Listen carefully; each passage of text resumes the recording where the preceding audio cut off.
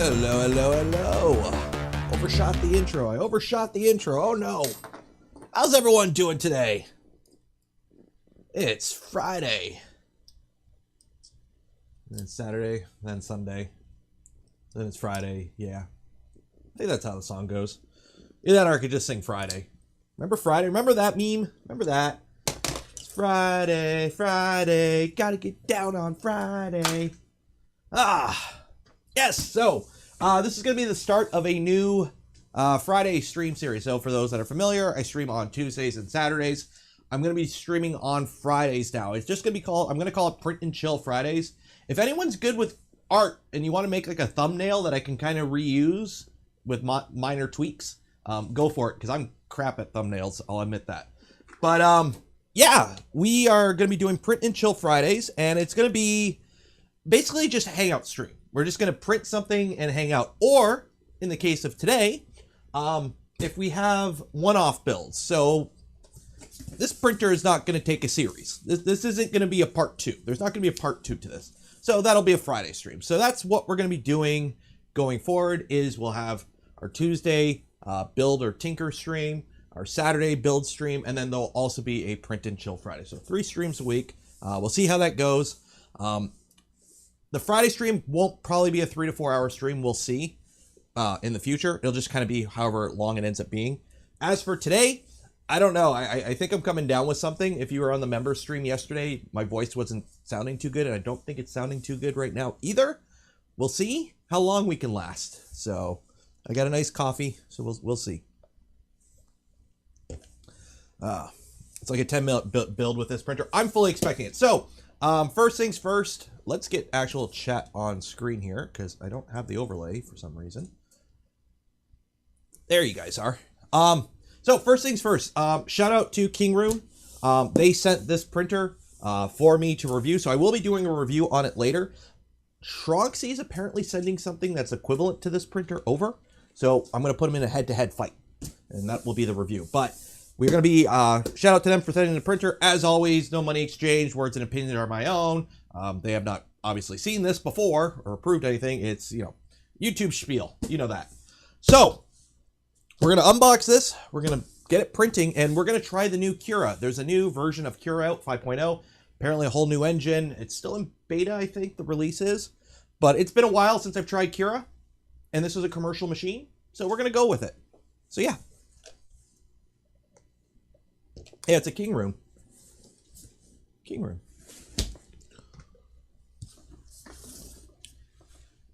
And if you are interested in this printer, I've heard pretty good things.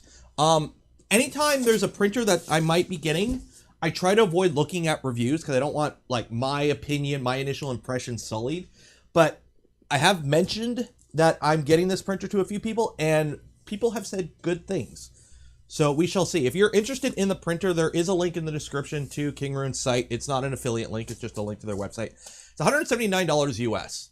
And it's a 180 millimeter cube gantry machine. So it's equivalent in print volume and type of machine as a V-Minion or a Prusa Minion.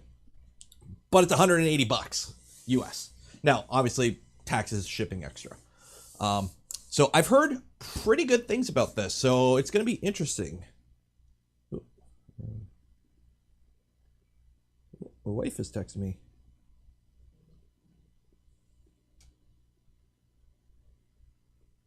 There we go. And thank you, YouTube, for letting me know I am live. So Ender 2 Pro. Well, here's the thing. This isn't the first one. X1? Because there's the Tronxy X1, which this printer's been around for a while. The Ender 2, a 180 millimeter cubed cantilever printer is been a thing for a while now. I mean, heck, my very first printer was a monoprice like me. It was 120 millimeters cube, but it was a cantilever printer. So it's like a tier of printer, I think.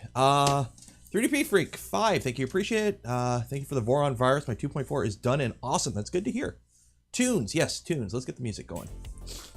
So yeah, I don't know if it's because I'm like kind of stuffed up, so like my ears aren't working and I sound worse than I think I sound or what. But yeah.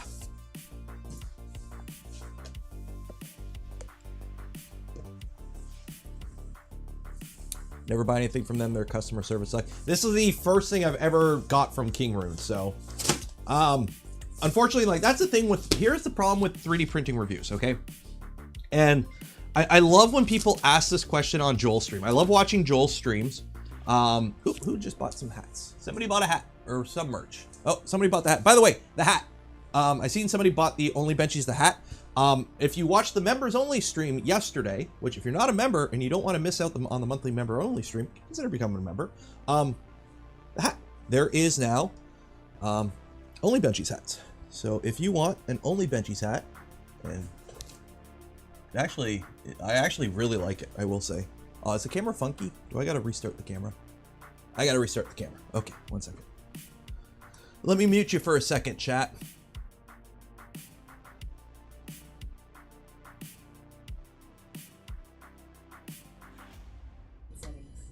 Google's talking back to me right now. Are you doing this right now?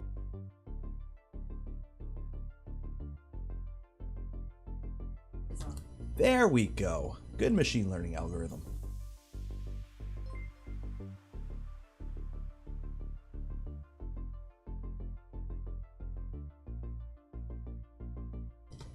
There we go. Okay. Come back to me. Come back to me. There we are. I think we're okay there. I don't know if it's a bad USB cable. I got it, or HDMI cable. But anyways, yes, the hat. So yeah, it's actually, it's a stitched, it's embroidered, 2 colors. I know this isn't the exact blue, but it was either a much darker blue or this, and I actually like the teal blue. And it is a snapback, and it's not a baseball hat. The baseball hat is only available in 1 color. I like the 2-tone, so I went with the flat brim. And yes, I took the sticker off. Oh God, I took the sticker off. It's ruined. It's ruined. The hat is ruined. I took the sticker off the hat. I never got that. I don't get that whole leave your sticker on your hat thing. I don't know. It's a cap. It's un chapeau.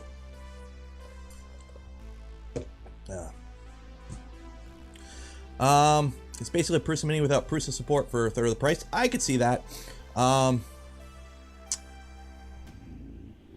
Christmas 5, thank you, appreciate it. I had one of the early units and it kind of sucked. It wasn't unusable, but I had to fix a few things. So apparently this is like the 3rd version of this. And this is like the newest one. So I've heard pretty good things, so we'll see. Camera out of focus. I know it's on autofocus, and I'm offset. It should focus. It's when I'm here, it kind of goes funky, but it's on autofocus. If it decides to wander, my problem is, unlike a lot of other setups for streaming, I move and I move farther and closer away to the printer often. So it's not like I have a desk where I can have fixed focus and it's always in focus. Because I move several feet, I have to have autofocus. Otherwise, I'm always out of focus. So I did open this yesterday, just because the picture on here doesn't match what they said they sent me, but the inside matches what they sent me. So I'm in old box. Yo, MC Fitty. I looked that picture up yesterday and it haunts my dreams now. I got one of those $95 used, and I expected it was brand new on it. $95 for a 3D printer is like, that's good. I'm not gonna lie. If you can get a 3D printer like this for $95, because here's the thing. I've tried, I tried to get Banggood to send me one, but they were out of stock. So Banggood has the, what is it? The 3D, what do they call it? 3D? Easy 3. Yeah, let me find it here.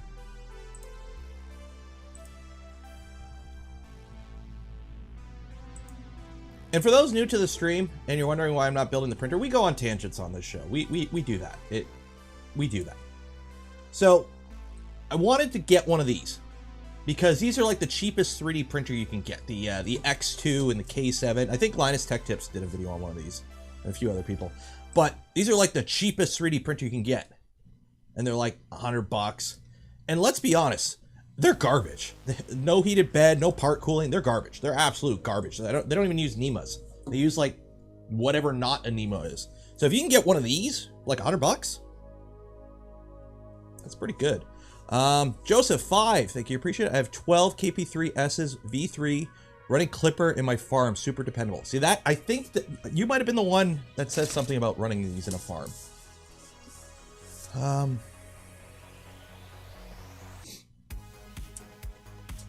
Well, yeah, if somebody says a price in chat, I'm assuming that's US, and I don't know. Shipping, here's the thing. I live in Canada, so my prices are always going to be different, and shipping sucks a lot of the time for me. So, okay, so we got our manual. So I did open it just to make sure it was the printer they said they were sending me.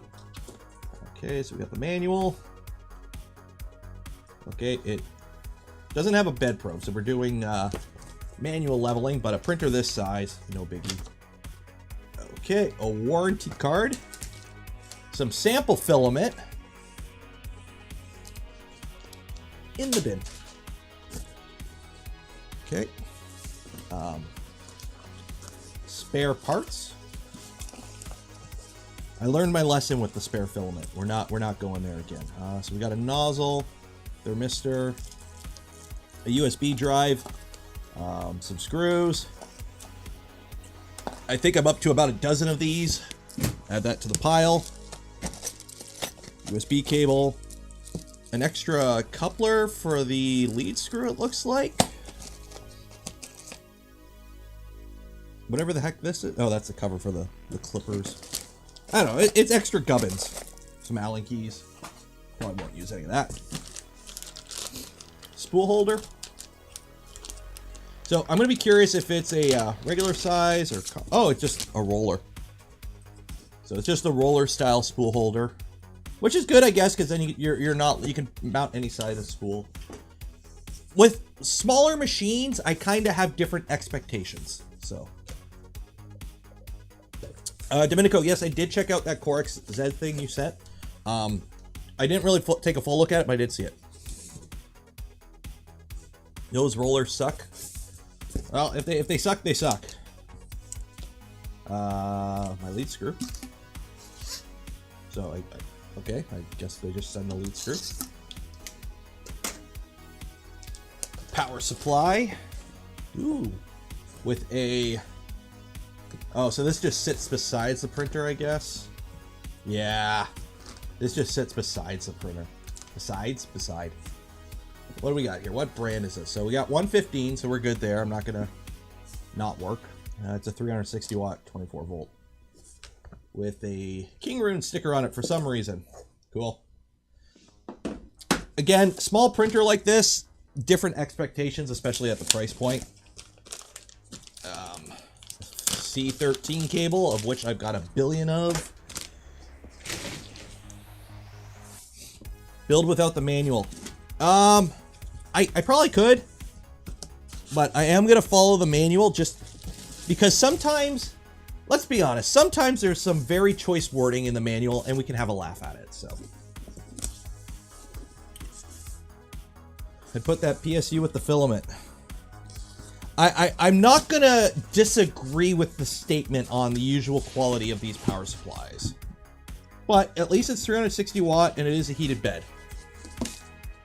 So that is nice. Okay, so got ourselves a gantry here. So the gantry is pre-assembled, and it is attached to the base. And it's the foam's not super duper heavy duty, but nothing looks damaged and everything's in position. So good thing I got my my slab of quartz here to make sure I put this together super square.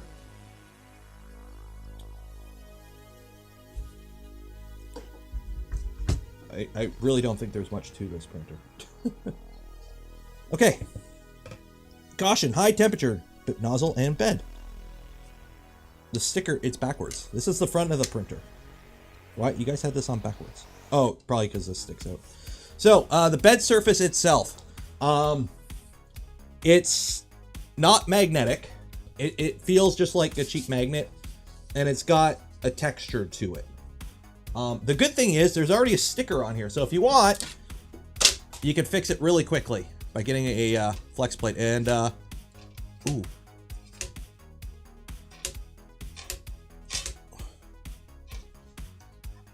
is the magnet like made out of tissue paper?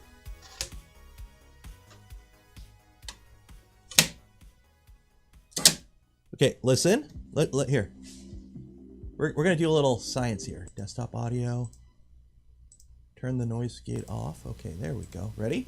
So this is the magnet on the V-Minion, and I'm just gonna flick the plate up and down.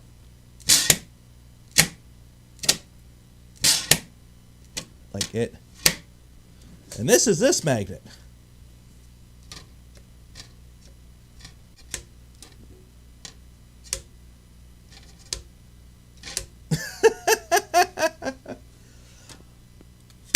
Did somebody like take their fridge magnet and put it on this bed?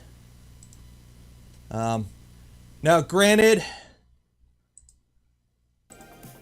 with this surface, I don't know if it'll be an issue, but there's, yeah, here, watch this corner. You can see it does. If you were to have a print on here and you bumped it with the tool head, you're gonna shift this magnet.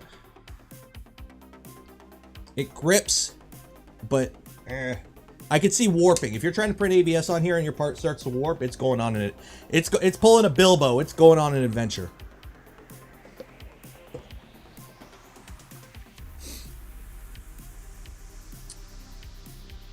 So let's see. Flex plates without alignment pins kill me inside every time I use them. Just get a flex plate that is bigger than the bed. So like my 250 boron, I use a 255 flex plate. So let's see, what temperature is the bed rated up to?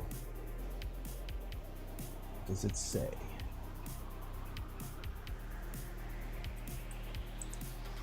So it's a heated bed. Heat up the hot bed quickly. That's good, but how hot can the hot bed get?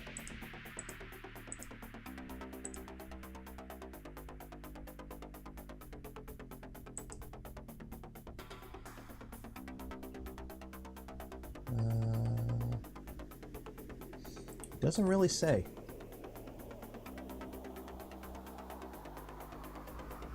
Well, we'll see what the firmware. I'm assuming there's firmware limitations on this. So it cannot handle 110. It will delaminate. Yeah, we're not going to print ABS on here. So before we actually put it together, let's take it apart. Let's open this up, see what we got in here. We're going to critique their wiring. The bed itself. So your x-axis and your y-axis are on linear rails. They're MGN12, it looks like. This is on a metal carriage. We got adjustment springs, gubbins. The power supply is external, but we are going to take a peek under the hood here and see how good the wiring is.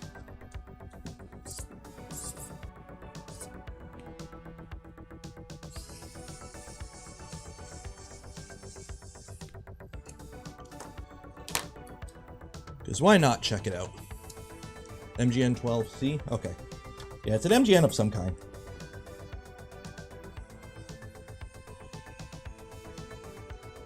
So basically, I'm just going to be looking forward to see, you know, I'm assuming everything's glued in with hot glue, because they like to do that.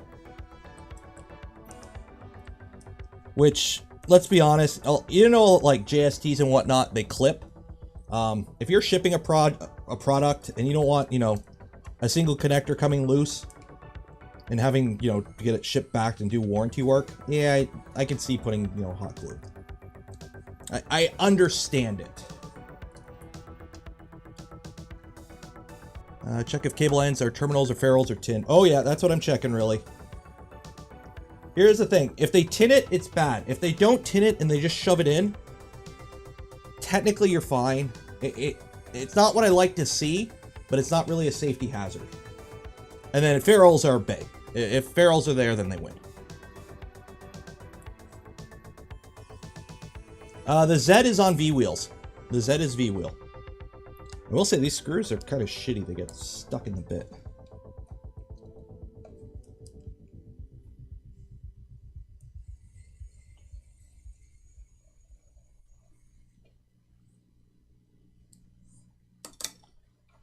Okay, so this plate, we got a fan. Okay, so MX DC brushless fan, 24 volts, whatever. We got our Z stepper motor. I don't see any hot glue, so if you want to start swapping stuff on here, have at her.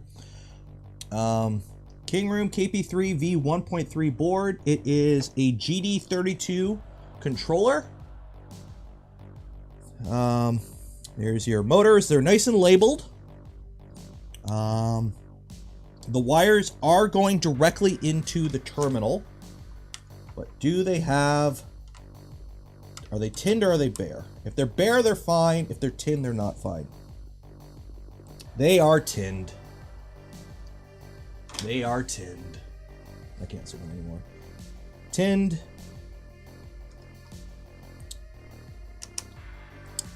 Come on, guys. You should know this by now. Yep. They are tinned. That's why we can't have nice things. What about the yeah.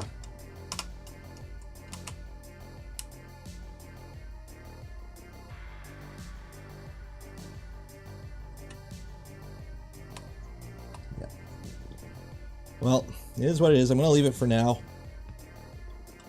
If personally, if I was going to put this into like a production setting, I would swap them to ferrules. But we have to test it from whence it came.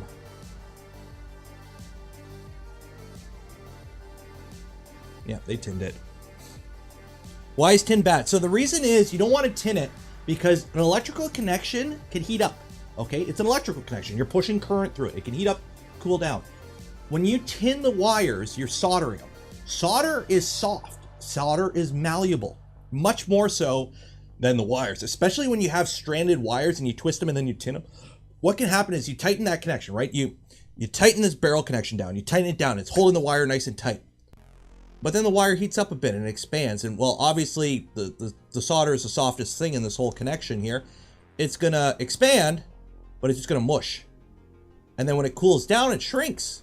And then it heats up and it expands, and it cools down, it shrinks. And eventually, this tight connection will no longer be a tight connection. Now, it could never happen. It could happen and never be an issue. Or it could short and burn your house down. You don't want to tin, okay? You either want to, like, I know we don't like it, but you can just twist the wires and put them in and make sure nothing's shorting. Like, as long as you don't have a frayed one sticking out, that is safer than tinning. I would like to see ferrules, where you crimp a ferrule on the end and then put that in the block. That is the preferred method.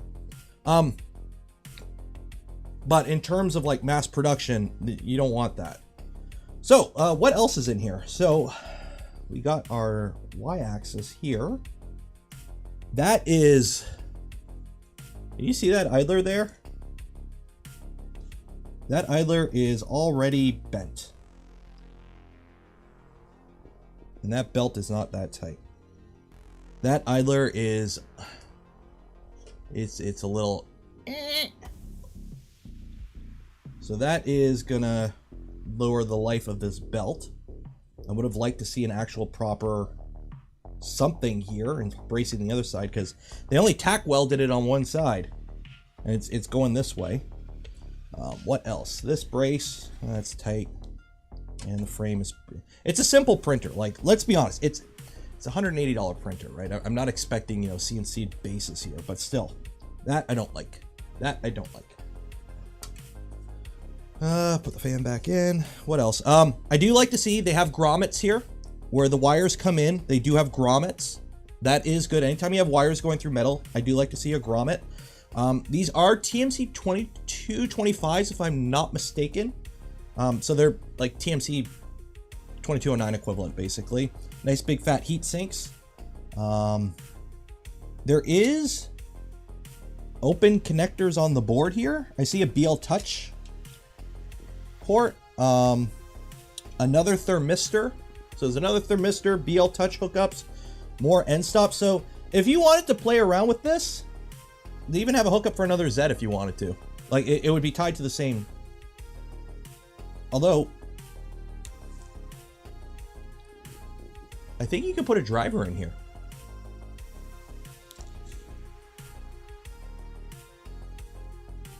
Z, E0, E1. Yeah, this is labeled as a second extruder. I thought these were, you know, were both Z, but no, this is E0, this is E1. So if you wanted to put a step stick in here, you could put a step stick in here. It's actually not a bad board. You got 4 internal drivers and then 1 external, I guess. That's, you know, compared to most boards that come with printers, especially cheap printers that you don't have like anything extra, this doesn't seem too bad. It's an MKS Nano. Okay, that kind of makes sense. They have it labeled as a Kingroom KP3 V1.3 board. But if it's just another board with a different silk screen on it. So yeah, I would have liked to see ferrules, but I'm, instead of tinning, but otherwise, oh, and the Y idler. So the Y idler looked kind of funky and tinned. So those are going to be some things I got to get a list going of things I don't like and things I do like. Controller board, I like the controller. For a cheap printer, it comes with a decent controller board.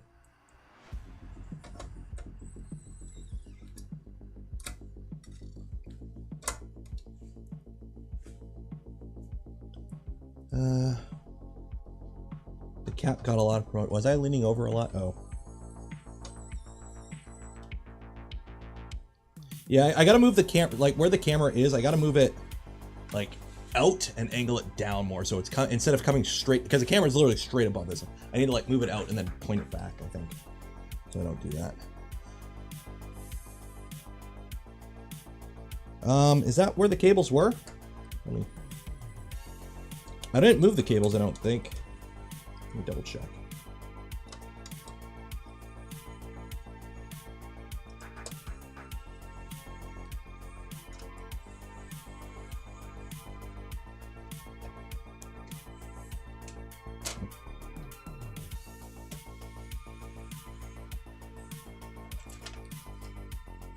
Yeah, these just kind of... That just sits there. There's nothing to really...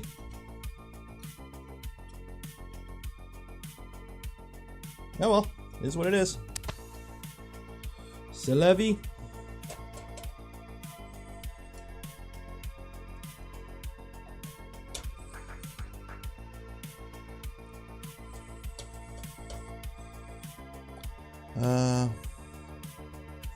Yeah, it's a GD32 based 32-bit processor. It's running Marlin of some flavor. I'm not going to put Clipper on it today, obviously. Run it stock for a bit. Do a little review on it.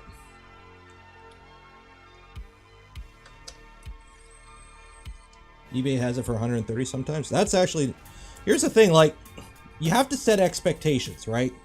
$130 printer, there's only so much you can ask from it, really. But I do like, hey, it has extra end stops. So, it also has one of these screws is stripped already, or cross-threaded. So I'll just re-cross-thread it to put it back in. So if you wanted to do, like, if you wanted to slap a PL08 probe on here, or PL05 probe, a $3 probe and a 5-cent diode, and well, get yourself a proper flex plate, and you can do bed mesh.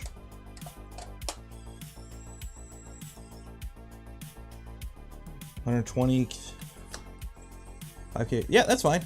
Yeah, you gotta remember, like, all 3D printers are built with the same hardware. We're all building our printers with, you know, everything's belt drive and NEMA 17s, right? So they're all gonna... You can push most 3D printers to pretty high speeds. It's firmware limitations and actual how rigid your machine is limitation. Okay, so step 1. Zoom out a bit here. Take the printer kit and insert into... Take out the 3D printer kit and insert it into the specified position as shown. Okay. this goes there, and that goes there. And that falls all the way down.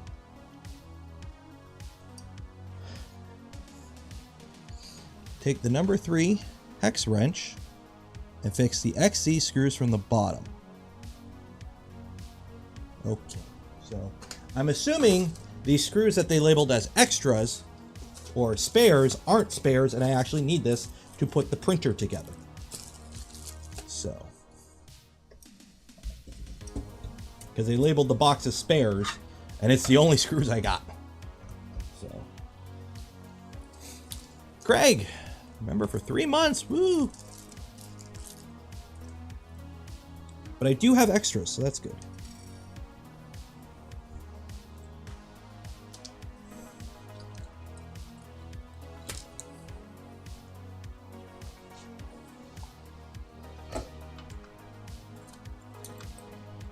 And these screw right into the extrusions.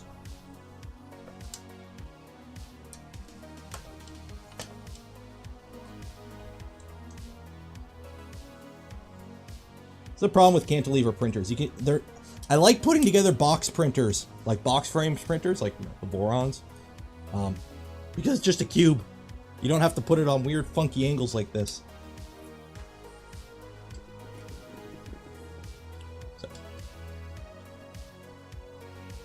225 is equivalent of 2208.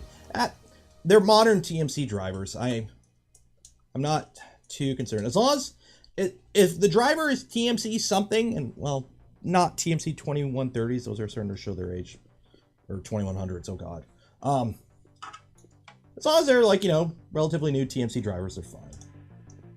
So when it says DRVs or A4988s, then you go, excuse me?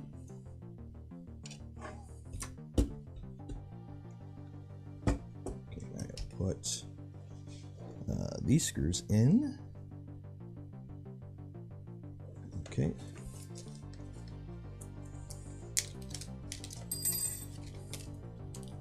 Yay, T-nuts.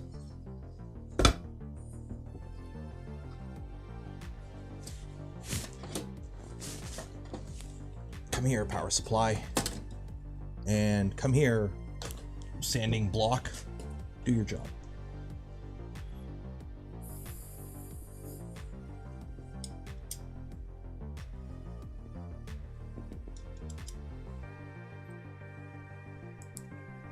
M3.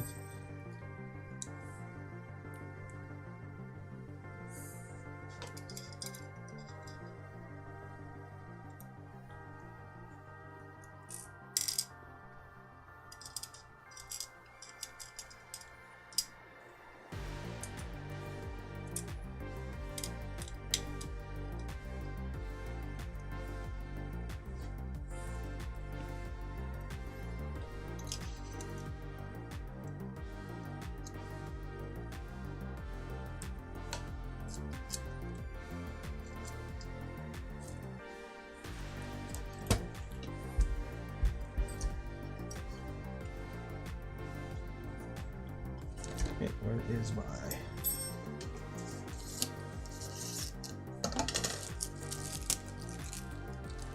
lead screw? My nut. So is that got a flat on it? It does, but I don't think, yeah.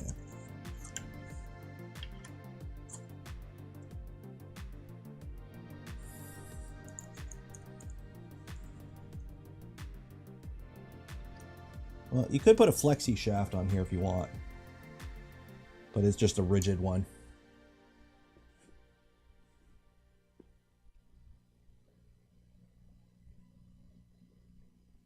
Go.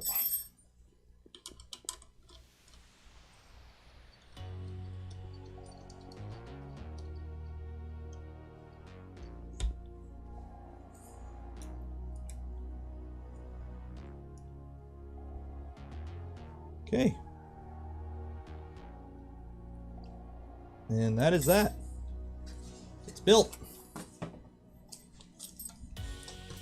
Ta-da. That took, I think we spent more time taking the bottom panel off than putting the printer together. How is the Strain relief for the bed is, it's a thing. It's not the greatest. It's a zip tie. And the bed itself, the heater wires are just soldered on in a blob. I'm not going to do the Asmer way, but I don't think that, is that a touchscreen? Maybe it's a touchscreen. We'll see. Okay, main. Yeah, it is touchscreen. You could do a collab with J2 He really needs to get a Voron. With his money shelling out on bad. I sent him. I left a comment on his video and his tweet.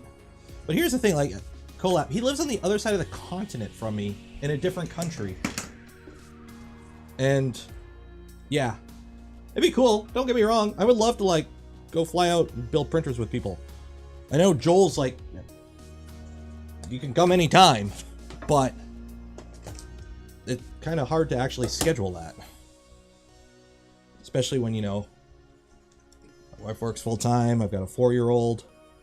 Can't just leave for a week. A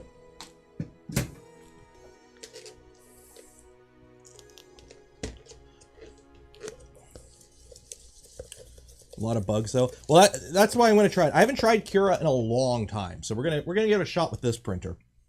So, this plugs into there,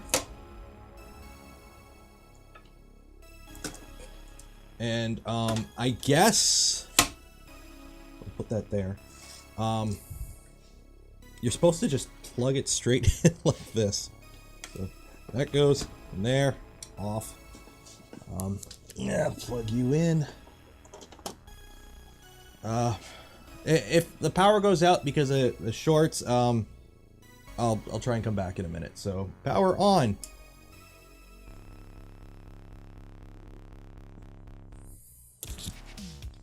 We lived. I didn't take apart the hot end, but it's got a nozzle and a block of aluminum and a fan. And apparently it's a Titan. It's a Titan extruder. They did glue in the extruder cable though. So, home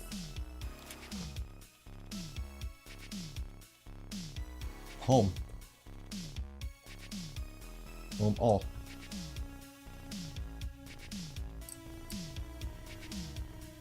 It's quiet. Oh, this is nice. So you got a little adjustment here for your Z. So that's cool. So you can raise and lower it easier instead of a fixed position. That's cool. Okay. You need a small UPS. I have one, but I have two, but one's powering printers and one's my home server. Okay, connect the power and press start printing. Okay. So there's a leveling button I should hit. Leveling. Okay, so it wants. Okay, so it doesn't have. Obviously, for this price, it doesn't have any sort of manual auto level. The freaking power supply fan. Is it the power supply fan? Yeah. Power supply fan is the loudest thing on this right now. Switch end stops. Yeah, it's got big clonky switches. I like that. B-roll 5. Thank you. Appreciate it. Great work for the channel. Cheers from Calgary, Alberta. Cheers. I've been to Calgary once. Okay, so if you can see the screen here on this camera, the actual touchscreen is pretty high resolution for its size, and pretty responsive. So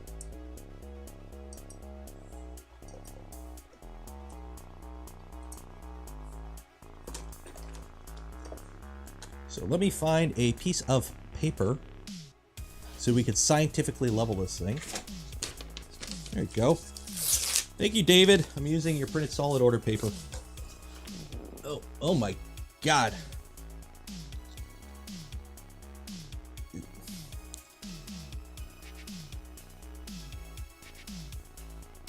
Okay, so we need to drop this a bit. If you can't see, as you can see there, we are a little bit above the bed. So what we're gonna do is I'm gonna drop this a bit. One.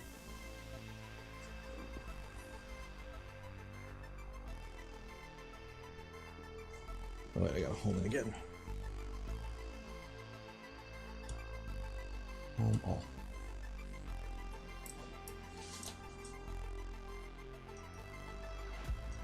Okay, I gotta drop it some more.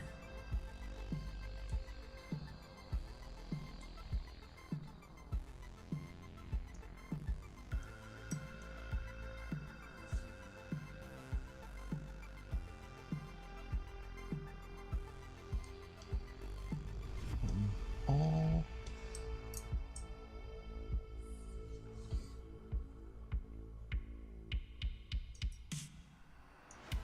Let's swap it out a bit more.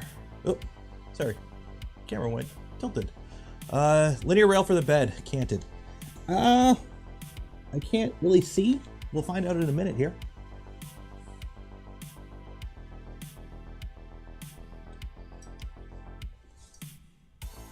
Okay, that works. Okay. So, leveling 0.1.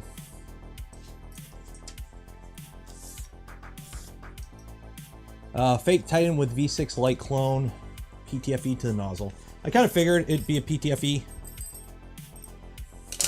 I've got the stuff to swap it over if I wanted to go ABS, but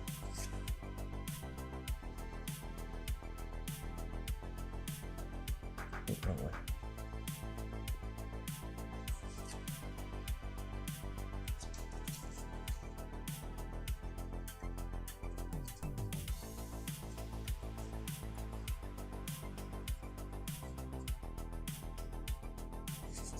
Okay, 0.2.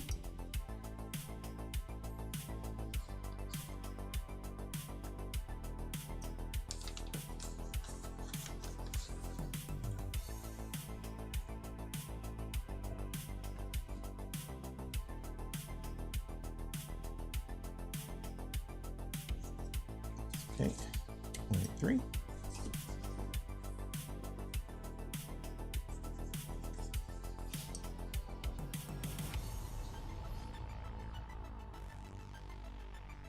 I do like it comes with the big fat chunky knobs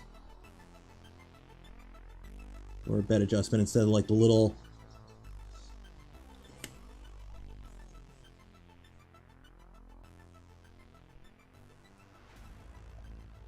okay, I've lost all tension there. Shoot.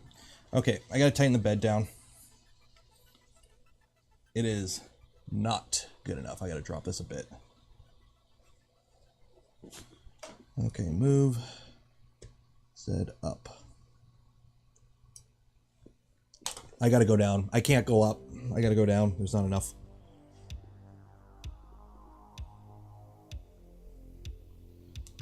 Yeah.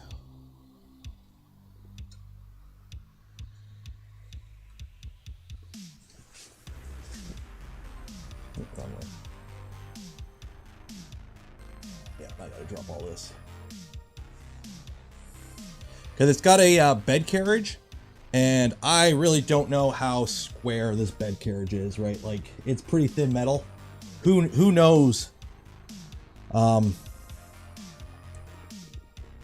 knows how flat the bed carriage is? Jamie, nice hat. Thank you. If you want one of your own, link in the description. Only Benchy store.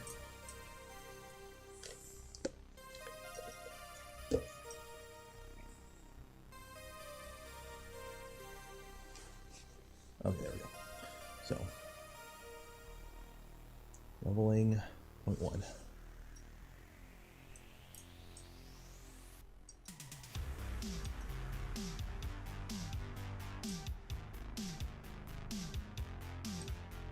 Okay.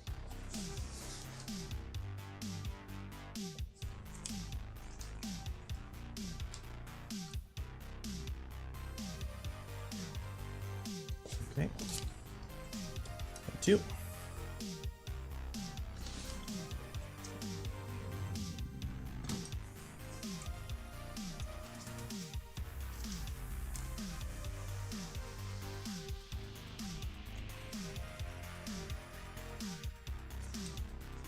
3.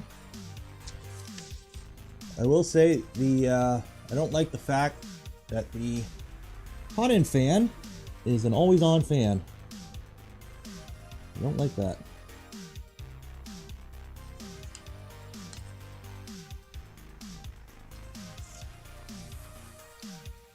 And 4.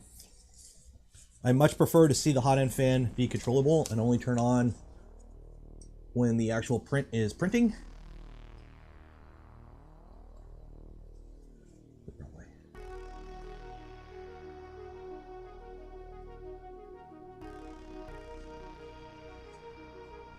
Okay, 1.5.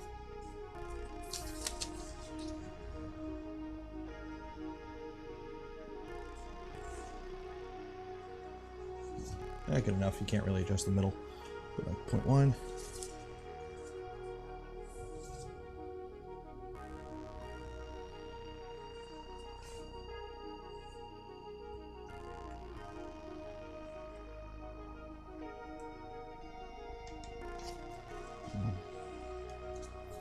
Usually, if you're manually leveling, you have to kind of like redo your first ones after you do your back ones. That's tight.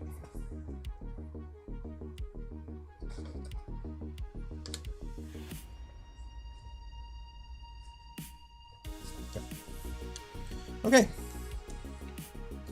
All. And it does have like actual like, it's kind of nice. It's got little pictures on there about leveling.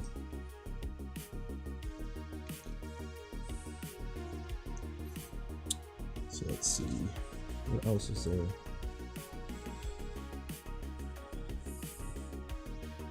So, well, let's slice something. So let's get Cura installed. So let's download the newest version. Oh, I love having fiber. Oh, you guys aren't on here. 1 second. Main overlay. There you guys are. What else? You're mobile? No, you're not on mobile either. There we go. I forget when I record stuff, or like if I'm doing the member stream, I gotta turn it off. I always forget to turn it back on. The part cooling fan is off. The part cooling fan is off, and it looks like it's a 50-15. The hot end fan itself, the hot end cooling fan, is on all the time. I don't like seeing that, especially on cheap printers, because let's be honest, cheap fans and cheap printers, and when the fan is on all the time, it's going to wear out sooner.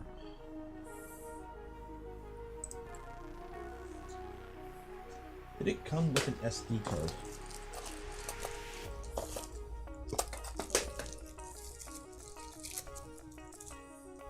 It did.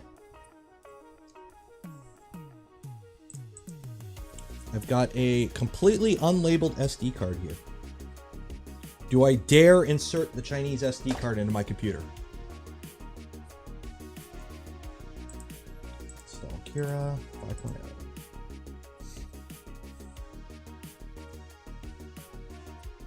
My fan is not on. I'm running whatever firmware came with the machine. I don't know if I can see. Settings. Fan. Oh. I have a button called open, close. Yeah, I don't see anything about firmware.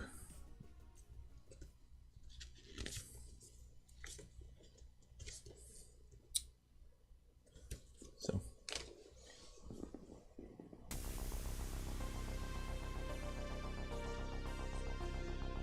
First time watching one of your streams, started watching your vids lately and really like what you do. Keep it up. Cheers. Thank you. Appreciate it. So anyways, let's get some filament ready for this. So, unfortunately, it doesn't seem to have any sort of feeding system. So, I'm going to have to kind of finagle something. 1 second here.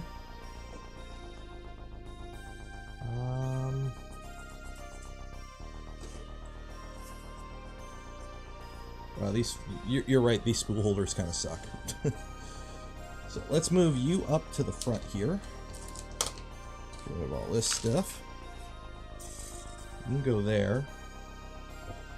God, I don't like having... This is why I put a separate thing for my V-Minion. And we're gonna test it. We're gonna use this big fat Replitech spool of 1.6 kilograms. So we're gonna see how good the extruder is.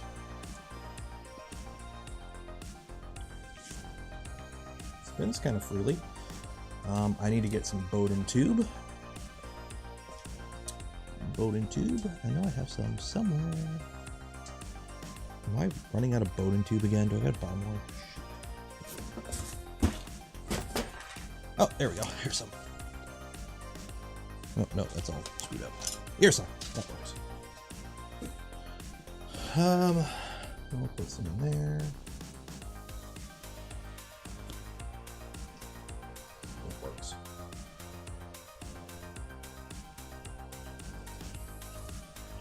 It doesn't come with Bowden tube. It does not come with Bowden tube. So let me heat up, preheat. Move the Z up. And then move you on the X a little bit.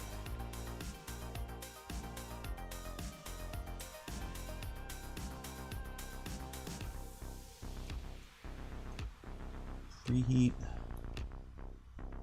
I want extruder 1.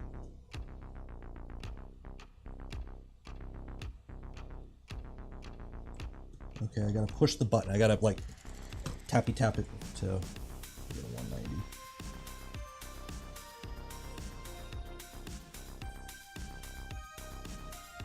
Okay, so that's preheating. Okay, run Cura. Lena, hi, hey Nero, hello.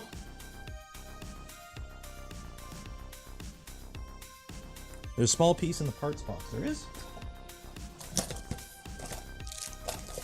I don't have one. I've got a spare thermistor, a spare nozzle, a USB cable, and some Allen keys.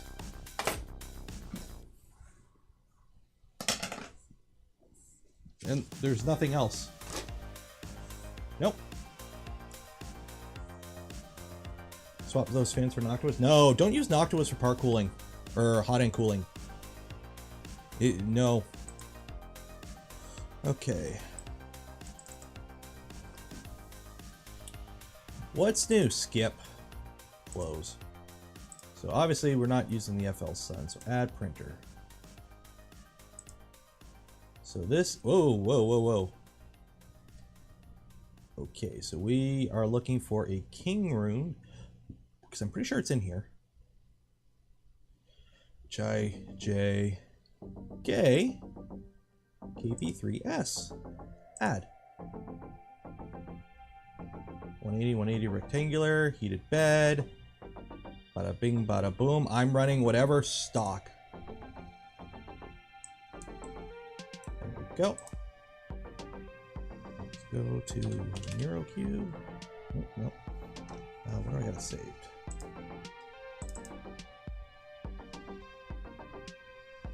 My server online? Or do I gotta reconnect to the server?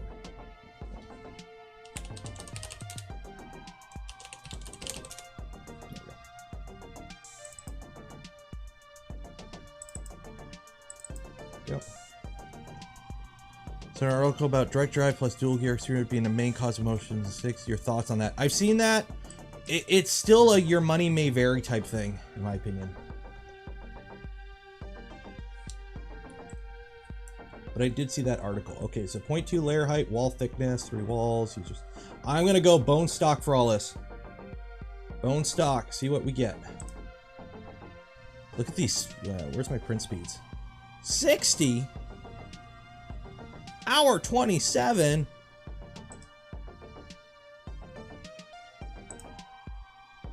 Oof. Oof. Is that what like this means? Is it? Bad flow. Oh yeah, Noctuas have terrible static pressure. So if you're trying to force air through like a nozzle or through a tight like area like around a heat block, Noctuas are horrible at it. Let's see if... Yeah, their stock profile doesn't have like speeds. It doesn't show speeds in the picture here. Oh well. Okay, well, it is what it is. Save to disk. Actually, let me... Do I have an SD card in here? Nope, nope. That's for the cameras. What are you? What are you?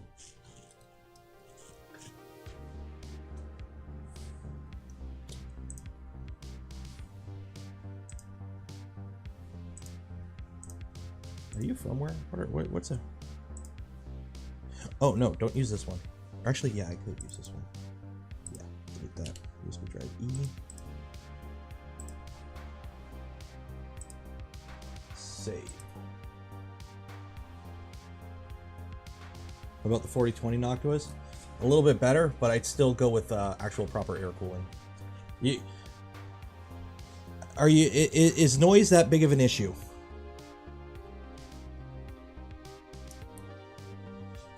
So let's see. Like personally, I much prefer actual print performance and reliability over any small noise bonus I might get. Okay, so filament is loaded. I should have turned the bed up.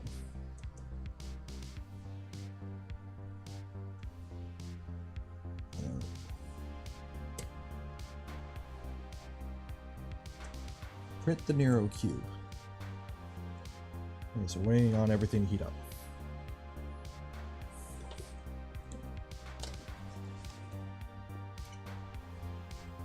And by the way, it does have test filament in it. It is pink. It extruded some pink filament. So we'll see. Yeah, Noctuas are good for controller fans. I use them for controller fans on some of my printers. The KP3S benefits from Clipper hugely. I believe it.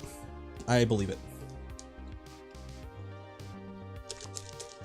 We're just going to run it bone stock for now. Do I have the option to even speed up percentages? No.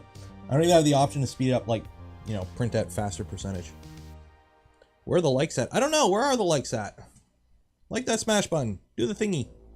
I don't know. It's print and chill Friday. Bed heats up quickly. 55 degrees already. 56. 57. 58.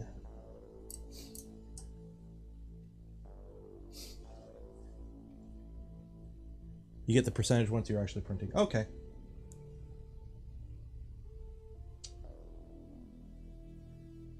How's my x-axis look like? I didn't play with the V-wheels at all. Okay, so it's purging. So it's doing a purge line. A big old purge line.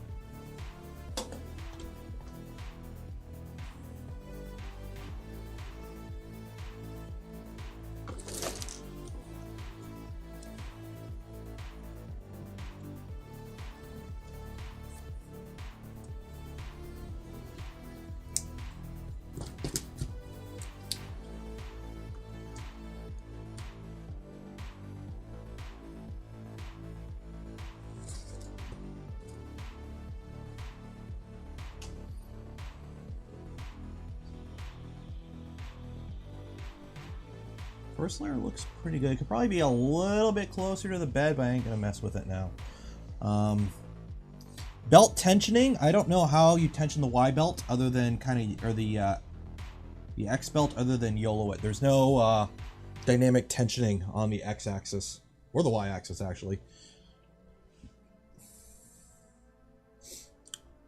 Lube my carriages first. It doesn't say anything about lubing the carriages in the manual.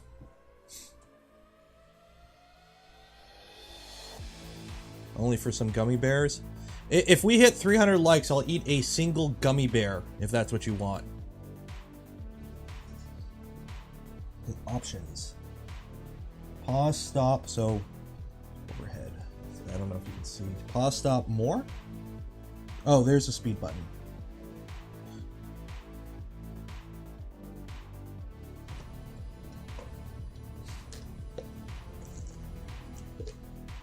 I know Bruce has used Noctuas. KP3S Clipper plus BL Touch rocks. Yeah, some sort of bed probe. Honestly, with this, what I could see be worth it, swapping out the magnet to an actual good magnet, and a PI flex plate. a bed probe of some sort, and clipper. And you're probably golden. It's compact, it's a simple machine, it's cheap. Yeah. Like in terms of like an entry-level printer, comparing it to like an Ender 3, Ender 3 you get better build volume, obviously. I think you get a bit more expandability though. The controller board with this is more friendly to doing extras, I think. At least compared to the last Ender 3. The hotend is an eyesore.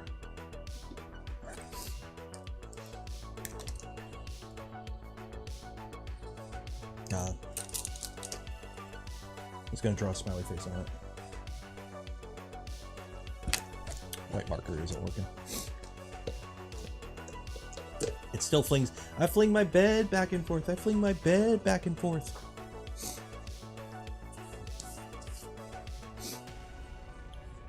I'm looking to get a faster board for my Ender 3 V2 running Clipper. You will not need a faster board with Clipper. I guarantee you an Ender 3 with a ramps running Clipper. The ramps will handle that printer as fast as it can mechanically handle. You don't need a faster board for Clipper. Now, if you're running a stock Ender 3 that has like the loud, annoying drivers, and you're looking for like modern drivers, then yes, upgrade your board. That makes sense, okay? But in terms of actual performance, a ramps will run like running Clipper. An 8-bit board running Clipper will run an Ender 3 as fast as a 32-bit board. You won't see any performance difference. But if you want, you know, more fan hookups and quieter drivers, then yes, upgrade. Pico's pretty good. I like the Pico. I have the Pico in the V-Minion, and it's a nice little board, I will say. Pair it with a Raspberry Pi Zero 2W, if you can find one, is a good combination. Really compact.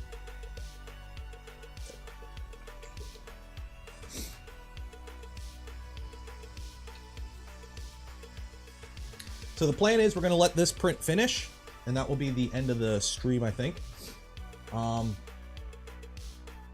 And then I'm going to let me download it on the Patreon here. Can a Voron be built with thicker extrusions? On the the actual frame, people have built it with 2040s, and there's a mod for an actual like door. People have built them with 2040s. And 2040s are good because basically you just use the inside 2020 aspect of the 24 or the 4040s. You build it normally, and then you have that extra that you can put, like you can inset panels and whatnot. You can make it all kinds of cool.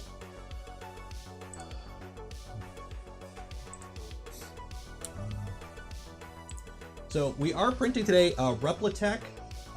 It is their, I think it's their red wine, I think it's called.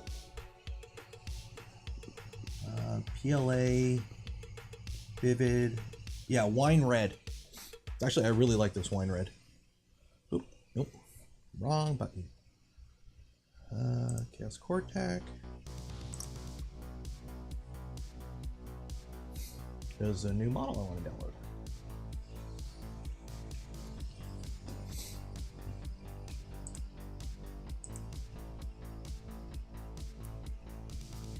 Positron. I have not. Oh, that's the funky folding printer. I only saw the V1, and the issue I had with the V1 is it's a lot of proprietary stuff. So I was kind of like put off by that, and it's a very trade show printer. Like in my opinion, it's a very trade show printer. Like it's cool to show off, but it's not really practical when you think about it, unless you actually happen to travel all the time.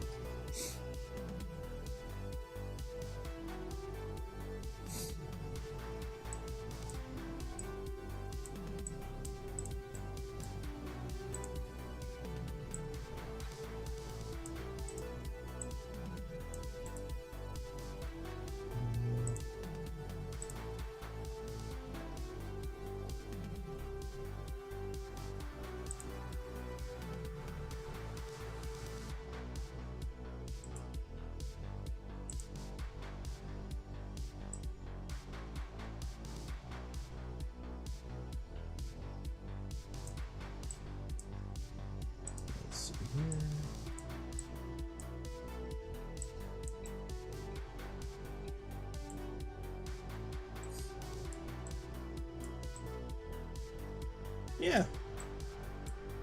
See how that goes.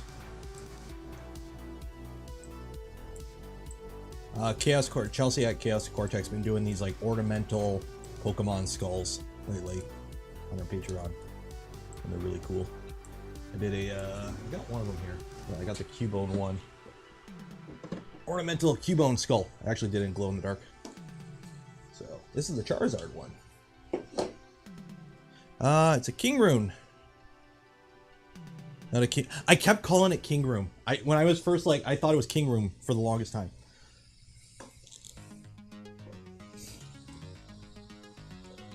Okay, let's speed it up more. Speed. So it's at 100. Let's bump it up. 140. That looks a little bit more normal. Motors are unlabeled. There's a QR code for the Facebook group on your X-axis motor for some reason, if you wanted that. It's pretty quiet. Like, here, let me turn off all filters and whatnot. So there you go, noise suppression off. So here's it running.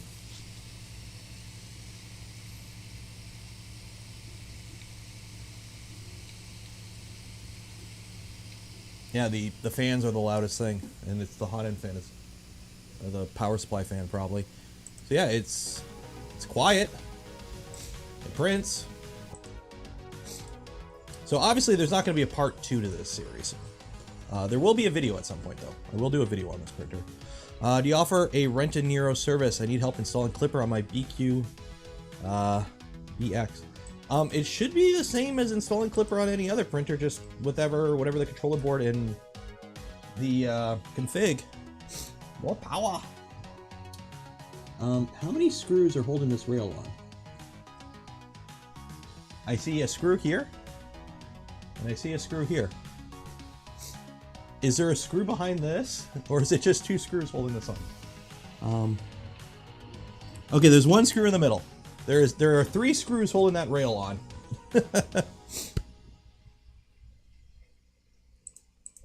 That's all you need, apparently.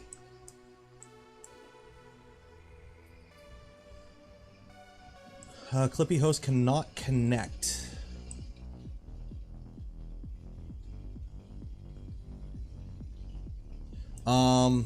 What I would recommend.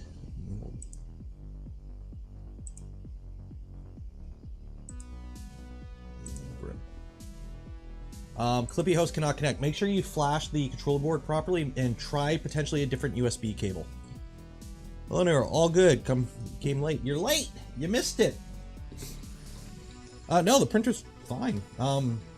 They tin the leads on the wires that plug directly into the controller board. And the Y-axis idler is probably bent already. But other than that, it's printing a Nero cube. Oh, and the bed magnet is absolutely weak AF, but it is what it is.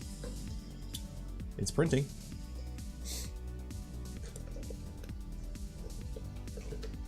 It's proven by Railcore you can get away with 2 screws. Completely support. I'm not a huge fan of unsupported rails. I'm just not a huge fan of unsupported rails. Yes, rails by themselves are steel and they're strong and whatnot, but according to spec, you are supposed to attach them to something. How did the only benchy? Oh yes, the only benchy. I actually printed 2 of them because one I had the wrong setting. So if you're curious, yesterday on the member stream, I printed another only benchy, or I got it started.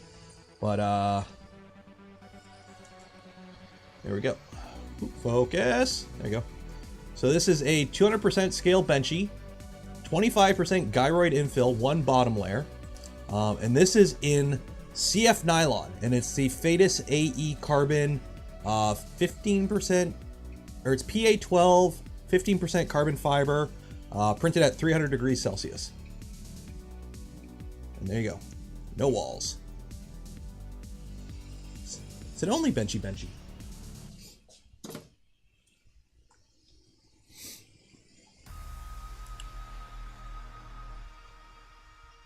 Maker Vikings here, Chris Lane's here, everyone's here. It's naked, exactly. It's an only benchy. So yeah, so this tool head is monolithic and boring AF. If I had, I need to buy a pack of googly eyes so I can start sticking googly eyes on things. Extruder motor isn't getting warm.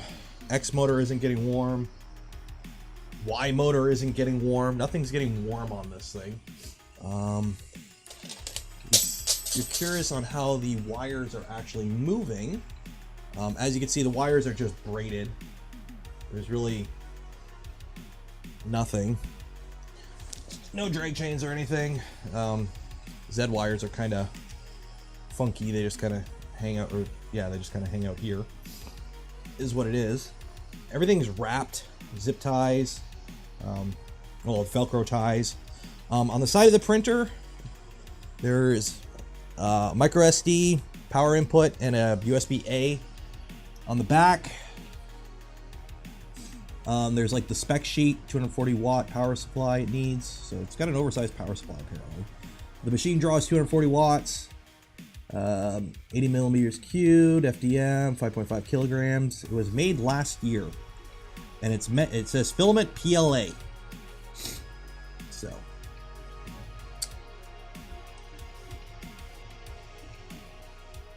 on the front, we got nothing but a logo, and the other side is vents. You have a 4-year-old. How can you not have googly eyes in the house already? I don't know. We've never actually gone about getting them yet. Got all kinds of other random toys and whatnot.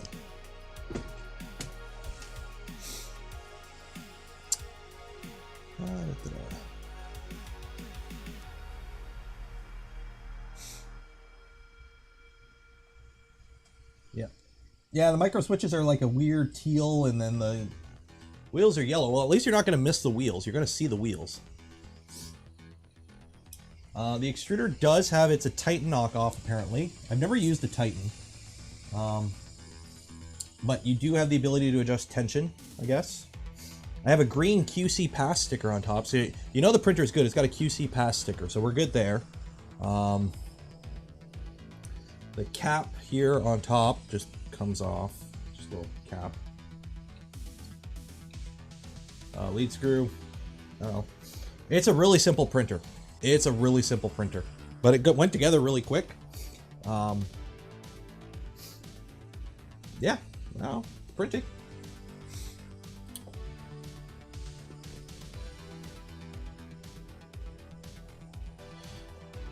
It can't run Clipper. I'm gonna run it stock for a bit. I got to do a review on it. So I will run it stock for a bit. Notifications failed. Make sure you ring the bell. I know YouTube's horrible with notifications, especially for live streams. That's why I say follow me on Twitter at 3DPNero. I post when I go live a couple hours in advance usually. So okay, let's speed it up some more.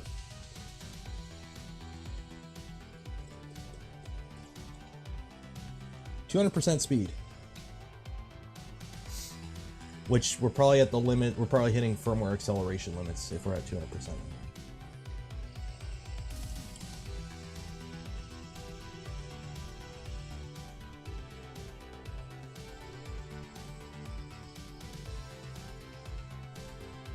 And yeah.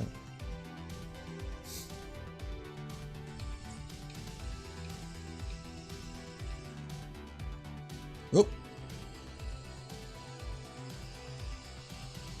Okay, I accidentally hit pause, apparently. Okay.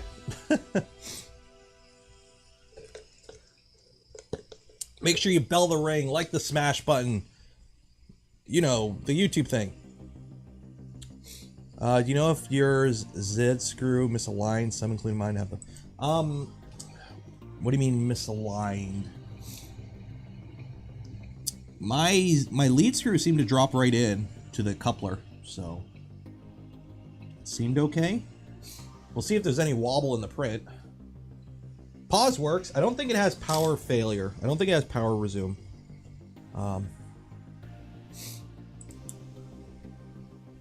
Let's Let's take a looky-loo here.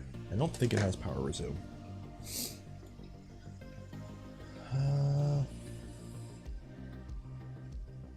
10-minute easy installation, half assembled out of the box. Well tested in factory.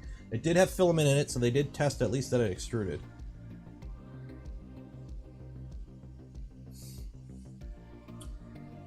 Yeah, I don't say anything about power resume.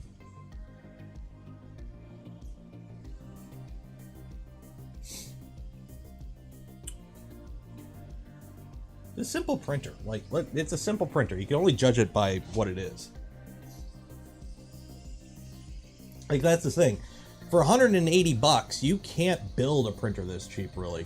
Like, by the time you source everything, good luck trying to build a printer for this price. V-wheels seem okay. I didn't adjust any of their tensioning, so it's all stock. Everything is stock. Like, I didn't tune anything. It's just running as is.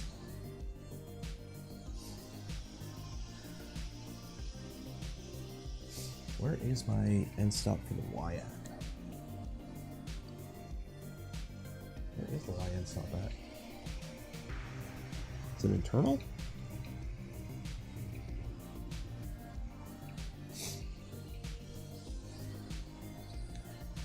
I don't see the Y end stop at. Oh, it's, you know what? It's probably in the. I think it's in the case.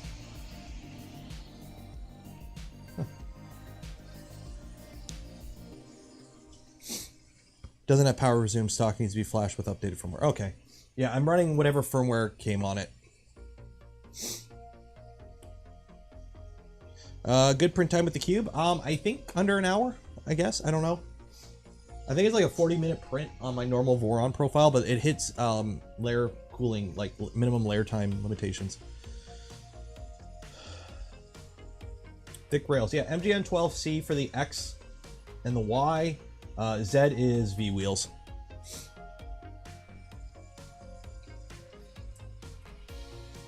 Which, I can't really do it on this print. If this was a bigger print, I would go get my indicator and put an indicator on the end here and see how much the gantry drooped. Greetings from Portugal. Hello! Starting to get late there, I think. Well, it doesn't say what version of the firmware. I tried looking and it didn't say what version of the firmware it has. So we're just gonna let the print finish. When the Y eyelet finally breaks, it was easy enough to drill a hole, use a bolt and a large washer and a bushing. Yeah. Well, this is running Marlin, I believe, but I don't know what version of Marlin. So.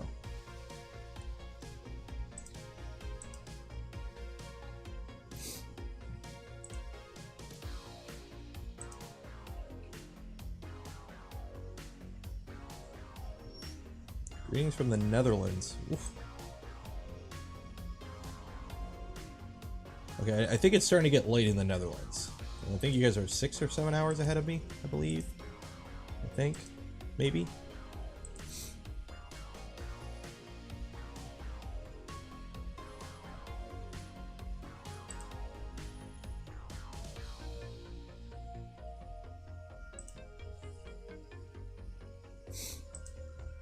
Real question, does it have thermal runaway? It should. I don't have any way of unplugging anything right now, unfortunately, to test it. But I will test that after our print. I gotta open it up to do that. Or I could just cut the wires. It should have. If it doesn't have thermal runaway, I'm gonna be severely disappointed with the stock firmware. Because you can't use, oh, you're supposed to update the firmware right away. No, that's not an excuse. It doesn't say to do that in the book at all.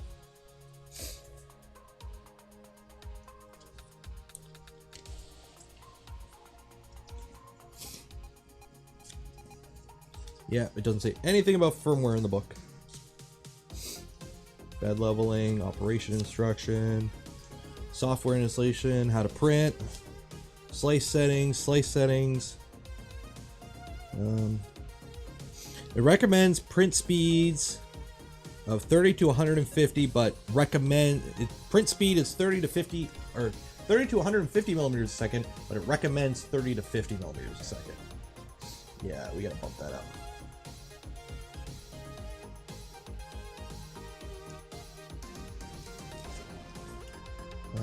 Error occurred. So it has an error occurred on, so it says it has some stuff in here about error occurred with like min max temp. So I'm assuming if it has a section in here on thermal runaway, it has thermal runaway. So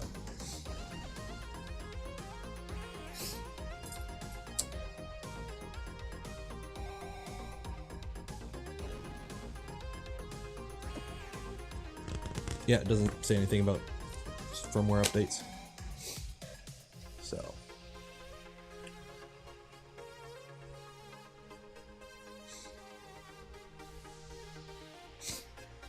well, I don't know how fast, because it doesn't tell me how fast we're going right now, unfortunately.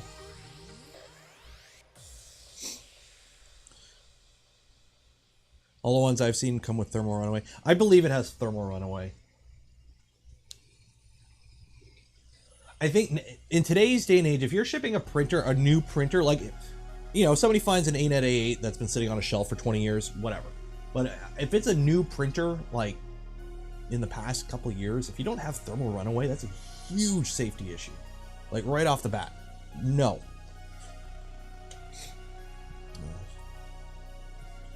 Oof. Yeah, after midnight in Greece, yeah. What's the Excel? I have no idea. Whatever it is, stock. And I can't remember how to find out on Marlin. I think I can plug in an Octoprint running Raspberry Pi with a plugin that can pull that info. Or like connect via USB and check it out on Pronterface, I think. It's been a while since I've actually used Marlin. Like, actually used it. Instead of just, you know, throwing an SD card and hit print.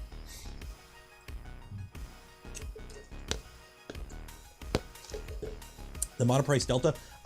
Everything I've heard about the monoprice delta is not good.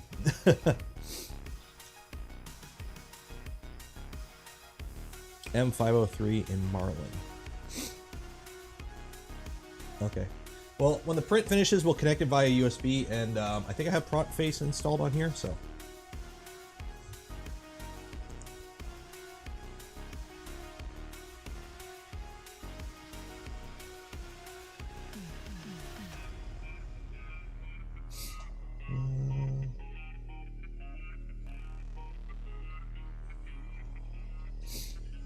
When was the last time I shaved? To be fair, technically, a razor blade hasn't touched my face in since 2014, late 2014, I think. That's when I got out of the army. But I always kept it short. I would just, you know, hit it with the electric razor at like 3 or 5, like the 3 or 5 setting, like once a week. But this year I've actually started growing a beard just to kind of see how it went. And here we are. So honestly, at this point, any printer that doesn't have thermal runaway should not be able to get a UL. The problem is a lot of these don't bother with ratings. Like, does this one have a UL sticker on it? No, I don't see any stickers on anything. I got a made in China sticker on my power supply. I'll grab the box. The box has a sticker saying made in China. There's no certifications on this printer at all. I got a warranty sticker and a manual. Oh, wait. Nope, it's not on the sample filament either. Yeah, this thing has no certifications. Oh, I've got a CE sticker. Or, yeah. Now, is that CE or is that China export? Who knows?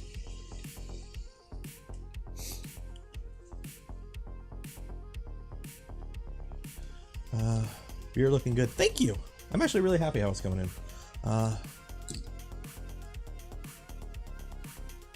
18 to 21 days per $14 shipping, and still got import tax. Vince, it is what it is, unfortunately, Vincent. Stream Elements, I believe they have Some stuff ships from Europe, some stuff ships from the US. I'm not 100% sure. I don't have control over that. It's I'm nowhere near the size to command like distribution centers. I have to go through a service, and I went with Stream Elements.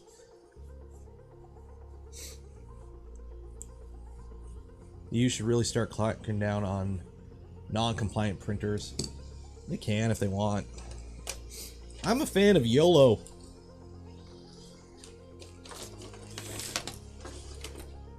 You know, if it's a safety hazard, it should be a thing, but...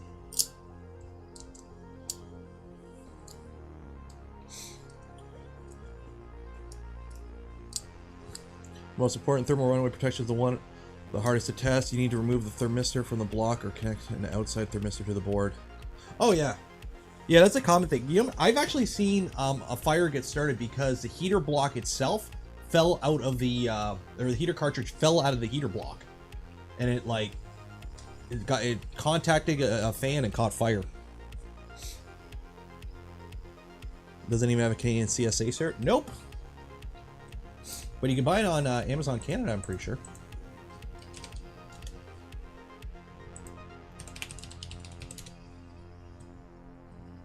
Woo! Yep, here it is. Amazon Canada, $2.49. In stock.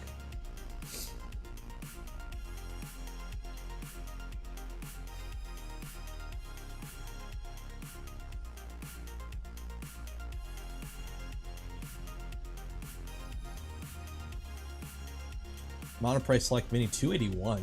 Oof. Don't buy a Monoprice Select Mini in today's day and age. It is not worth it. No.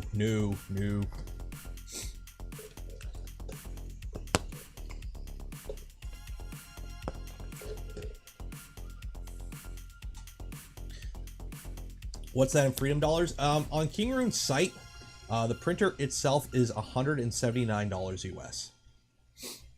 Which, you know, I'm functionally, it seems fine. Like, I'm looking at this print here, and I'm running Cura 5.0. So I literally just downloaded Cura 5.0, default profile, and I'm running it at 200%.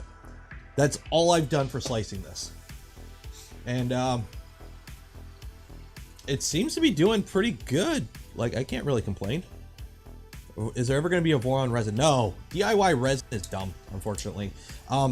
Here's the thing with Voron. Okay, the whole ethos of Voron is there a better way of doing it or a cheaper way of doing it? Okay, Voron is not supposed to be a 2 money sign printer for 1 money sign. It's a 3 money sign printer for 2 money sign, right? So that's why Vorons aren't meant to be cheap printers. They're meant to punch above their weight and be a DIY fun project. So, resin. Can you do DIY resin better than a commercial resin machine?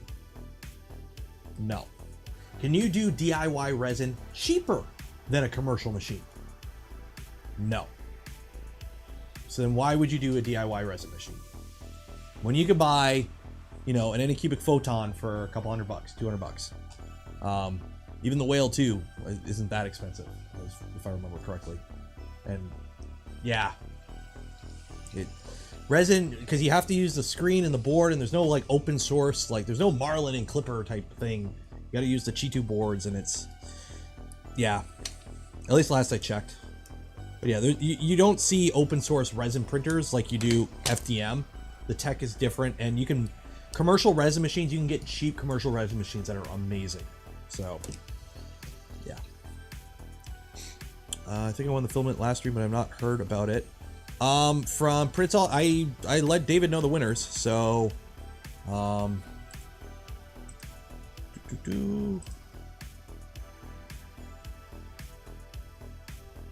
yeah, I sent him the winners, so it's the weekend though, so he might, you know, or when did I do the draw for that? That was on Tuesday. He might be contacting Monday. I don't know.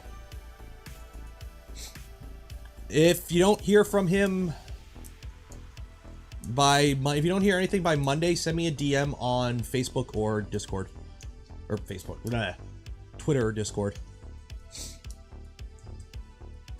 When 5-axis Voron? Crusoe SL1S. What about Voron SLS? Again, that's not home gamery right now. You could do probably a larger resin machine cheaper. The problem is screens. You need special screens and you need special controllers to run them, and lights and whatnot. So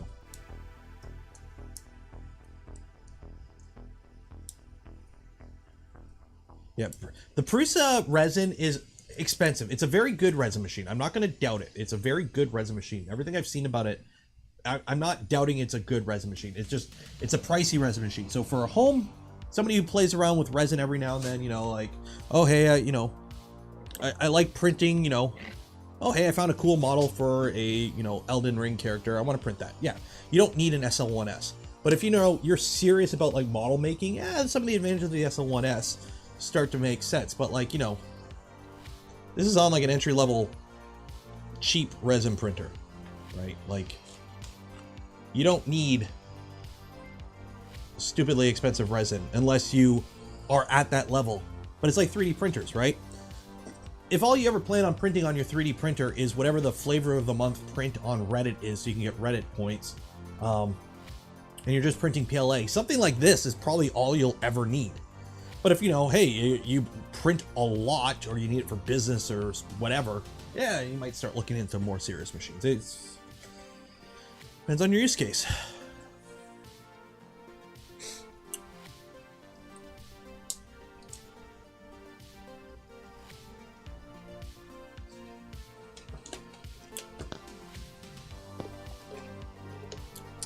Dental laboratories and production shops. Yeah, like those make sense.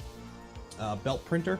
I kind of wanted, I'm sure you could do a belt printer pretty simply, like a cantilever style belt printer. The problem is belt printers are very niche, in my opinion.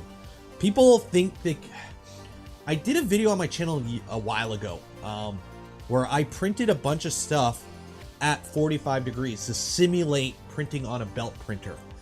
And it's amazing how weak prints are off a belt printer, because you're relying entirely on layer adhesion for a lot of your structural strength of a part in that case, because a lot of stuff is designed to print in this orientation. Like pretty much any model you find is designed to print on a traditional XYZ printer, right?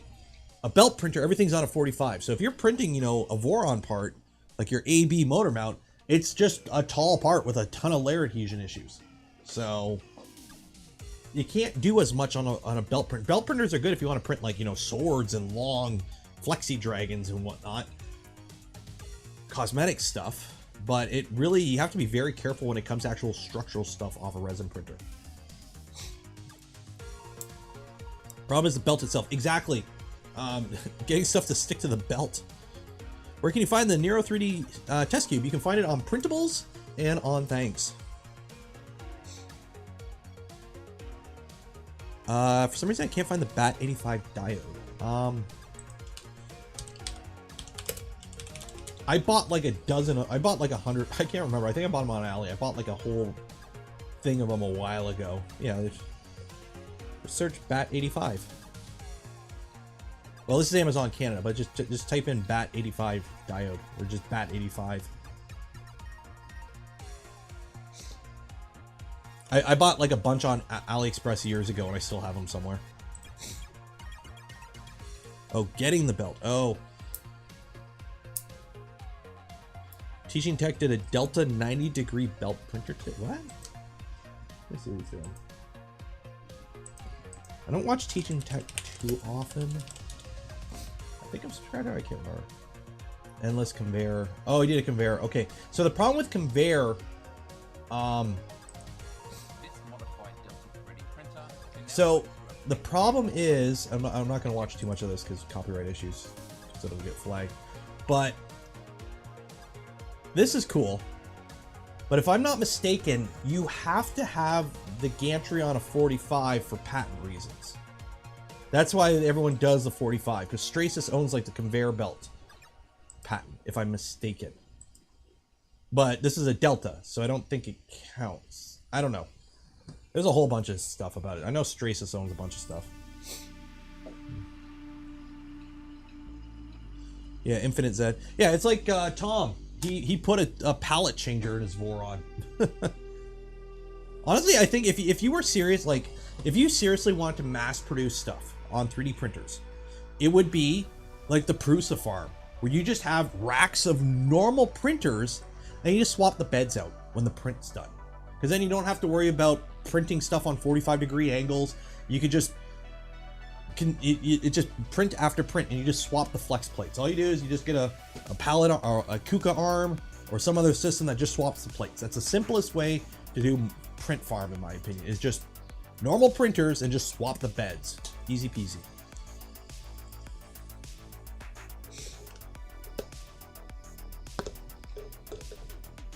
Does YouTube streaming allow message commands? Yeah, there's a few. You can type, well, it has to go through a bot. So like if you type like !merch, it'll... I don't have a website. I need to get a website set up still one of these days. I have like onlybenchies.com is a website, but I think it just redirects my YouTube.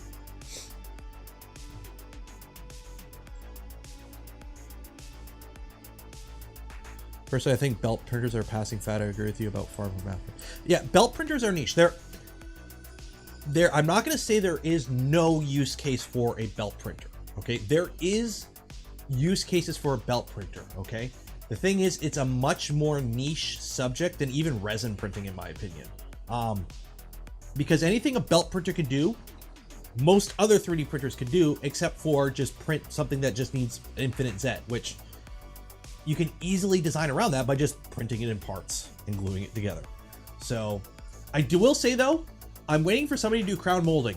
I think you could do some really cool custom crown molding with a belt printer, because you can just print whatever funky shape you want with all the connectors and everything.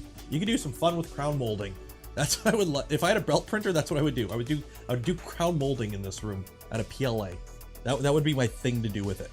But there are use cases for it. It's just it's not the next big thing in 3D printers. It's just an incremental thing, in my opinion.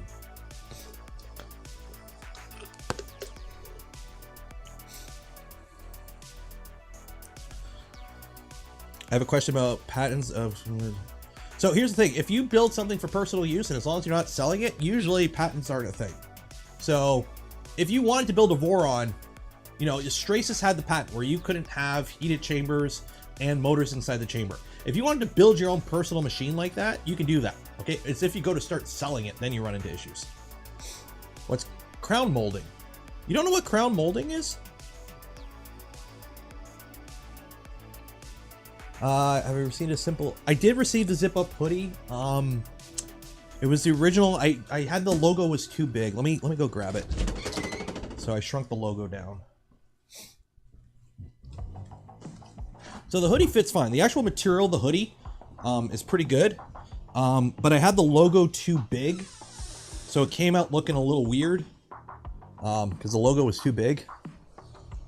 So it got stretched a bit, and because the colors are like it's a fade, like the colors, like it's not sharp colors, it's like the colors fade from one color to the other. Because it was so big, it didn't come out too good. So I shrunk it, and apparently it's supposed to be better. I talked to somebody. So, but the actual fit is fine. So I'm not gonna buy another sweater though, because it's, you know, it's summer. The shirts are really good though. I do like the shirts. My wife works for a company that does t-shirts and all that too, and she's like, the quality of the shirts is like on par. And then the hat, I'm actually really happy on how the hat came out. So, but it's the first time doing merch, and it's not like I'm not using a custom merch store or anything. It's the Stream Elements store, because there's like zero overhead. So that is not true. You can't make patent stuff even for personal use in the US. I expect in Canada too. I highly doubt if you're doing. It's a whole funky thing. It really comes down to trademark. I don't know. I don't think anyone's going to show up at your door if you built a printer with a heated chamber and motors outside. It's if you start trying to actually like put it out there.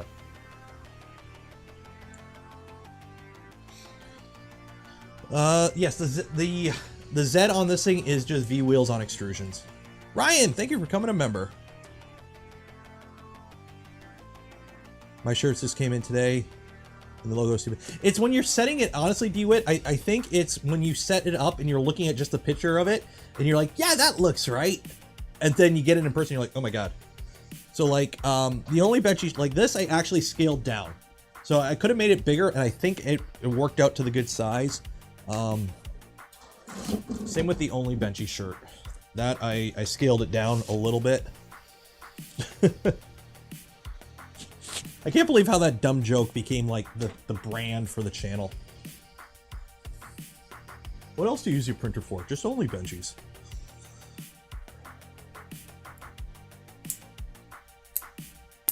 But here's the thing, patent trolls usually only go after you if it's worth their money, and that means going after companies. Going after some random person who DIY built a 3D printer with motors outside of a heated chamber,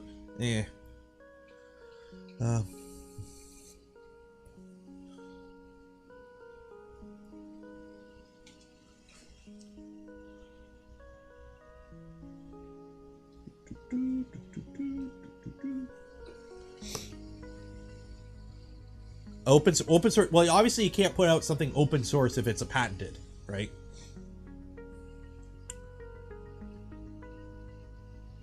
I got a Sherpa Mini now. I need an extra tall NEMA 17 for my Ender 2. Which small NEMA access should I replace? What? I thought the Sherpa uses a NEMA 4. I've never used a Sherpa before.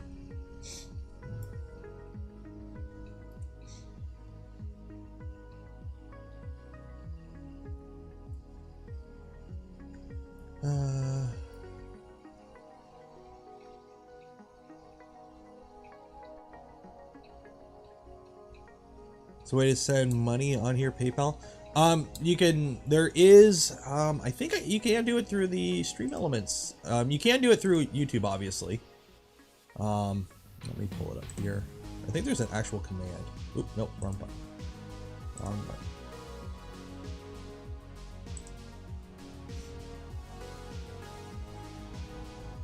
Chatbot, chat commands.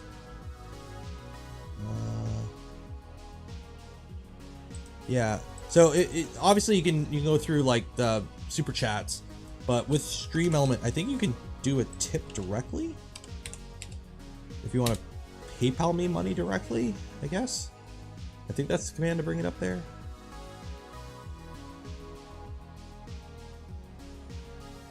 There you go.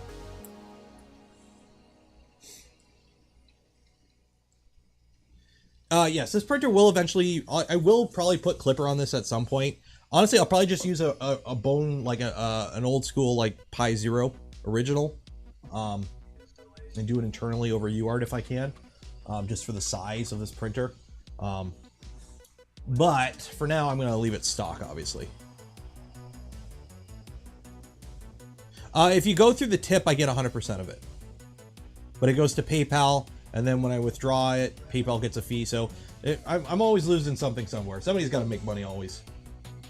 Unless I buy stuff directly with my PayPal, which sucks. Sometimes I hate when I do that. I hate when it happens. When you go to buy something with PayPal, it's like you're checking out on a web store and it's like, oh, you can pay with PayPal.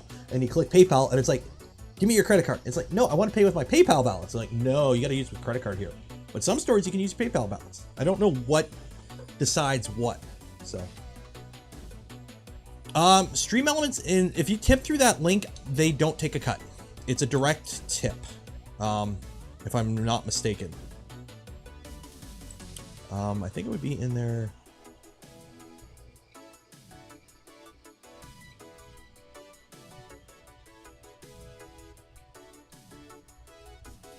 Yeah, tipping. As far as I'm aware, they don't take a cut for that. It just goes right into my PayPal. Can't Venmo. I don't have. I'm not American. I don't have Venmo. I don't have Venmo. I don't have any of that other stuff.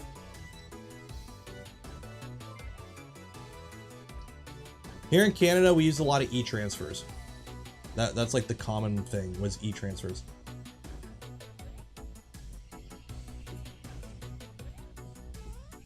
Tipping crypto. Hey Designs. Hey Nero. Any positive? Were you positively surprised with any of my recent builds? Well, I technically have like 4 ongoing right now. I got the Prusa, I got the Micron, I got this guy, which this took like 20 minutes. Didn't we have another one? No, we finished the V-Minion. We finished the LDO. I got to rebuild Toasty. All different. They're all good in different ways. The V-Minion's cool. I got to finish wiring that up, which that's gonna be fun tomorrow.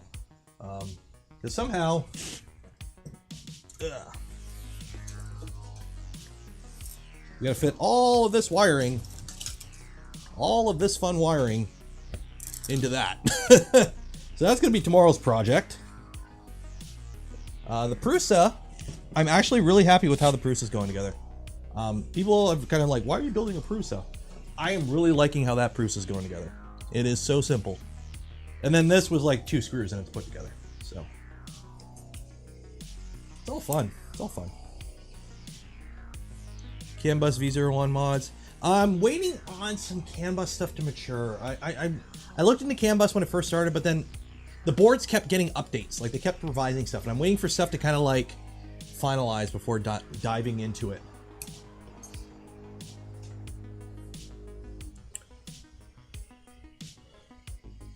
But yeah, like the Micron would be a heck of a lot simpler of a wire job if it was CAN bus, because I'd be running 4 wires to the tool head instead of like 20. So.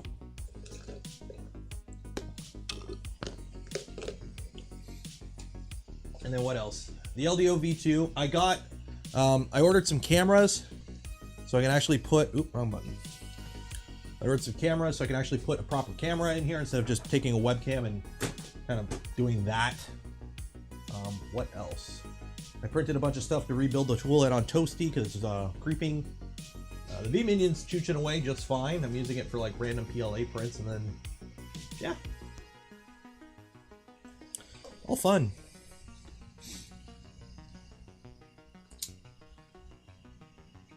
Will CAN board survive heated chamber? Yeah, they're designed to. Max 20, thank you, appreciate it. After watching many of your streams, I guess I owe you a few bucks. Cheers. Do you appreciate support? I would not be able to do the things I do if it wasn't for your guys' direct support, pretty much. What is my preferred camera to run for print monitoring? Whatever you can get cheap nowadays. Let's be honest, if you're just watching a printer and you just want to make sure it's not turning to spaghetti, pretty much anything that's 720p or better is good enough, really. Oop, wrong button. That one's a C270. This is an Aver Media camera I bought a while ago. These have Pi. That one has a Pi cam. That has a Pi cam. What else has cameras? So the printers I actually have with cameras: Pi cam. This will get a dedicated camera. This is a C270. For the longest time, I actually just had a webcam that was connected to like Tallboy, I think. Yeah, Tallboy has a Microsoft Life Cam. Again, just sitting on top. But for the longest time, I had the camera for Tallboy on a stick, on a like literally on like a tripod, and I would just move it around the room and point it at whatever printer I had running at that moment, instead of having separate webcams for each printer. But lately, I've just been doing like cheap webcams, because you just need to make sure you're not getting spaghetti. Really, I'm not making cool time lapse out of like the webcams. So when on my V01 I'm doing bed leveling, the X moves too far to the left. What setting in printer CFG to adjust? New to war on. Okay, so the way Clipper works is let me pull up a printer here. Are you on Yukon? Or not Yukon? No. Or banana. Let's connect to the banana. Okay, so printer.cfg. So you're saying your x-axis. Okay, so if you're looking at your x-axis here in your printer.cfg, okay, so your position end stop, this is where your actual physical end stop is. So normally you would set up for 0. Okay, so your position end stop is 0. Or if you're homing to maximum, it would be whatever your maximum is. Okay. So if you're on a V0, you're homing to maximum, so it would be 120, okay? So, let me reread your question here. So if it's moving too far to the left, you would need to bump this number up. So position maximum. So say your paint. Okay. It's kind of hard to like explain spur of the moment. So you got your bed there, okay? And you got your end stop here, okay? And what's happening is you probably have it set up so that your end stop's 120. So it clicks off here 120, and then you tell it to go to 0, it ends up here, okay? Now in your case, you said it's going too far. Excellent. So in your case, it's probably hitting there, and then when you move over, it's there because it's moving 120 millimeters from where it is. So what you need to do is set your end stop position at wherever it needs to be so that X0 is on your bed, or at least at the edge of your bed. So what you would do is if like your end stop was off the bed, you would set it at like 125 or whatever it is. Or if it's on the bed, you might have to play with the lever arm so that it moves a little bit more off the bed. Or I can't remember, can you adjust? Yeah, you can play with the screw, I think, so that it can travel more. But basically you need that position to be at the edge of the bed or off the bed. And then what you would do is if your position is off the bed in the positive, you would just in your slicer tell it only has 120 millimeter bed. So it wouldn't travel off the bed in your slicer when you're slicing stuff. And then if it's the opposite, if you could over travel the front of the bed, you would put if the end stop is on the negative, you just put it in the negative. So if it's the opposite way, and your position end stop was at the front and it needed to be like -5, then you make it like -5. I know it's kind of, yeah. It takes a second to understand, but basically you just need to tell it where the end stop is so that 0, 0 is the corner of the bed. And then in your slicer, you take care of that if it's positive. TechDad475, thank you, appreciate it. When using a Raspberry Pi cam for Clipper and the camera, are there any functional difference between the Pi 3 and Pi 4? Really want to use the Pi 4 for it? Not really. Not really. Ryan, 110, dang, man. Get yourself something real nice. The 10 is for feast. Cheers, appreciate it. I did touch on end stop positions in part 2 or part 3 of my Clipper videos that I put out a little while ago.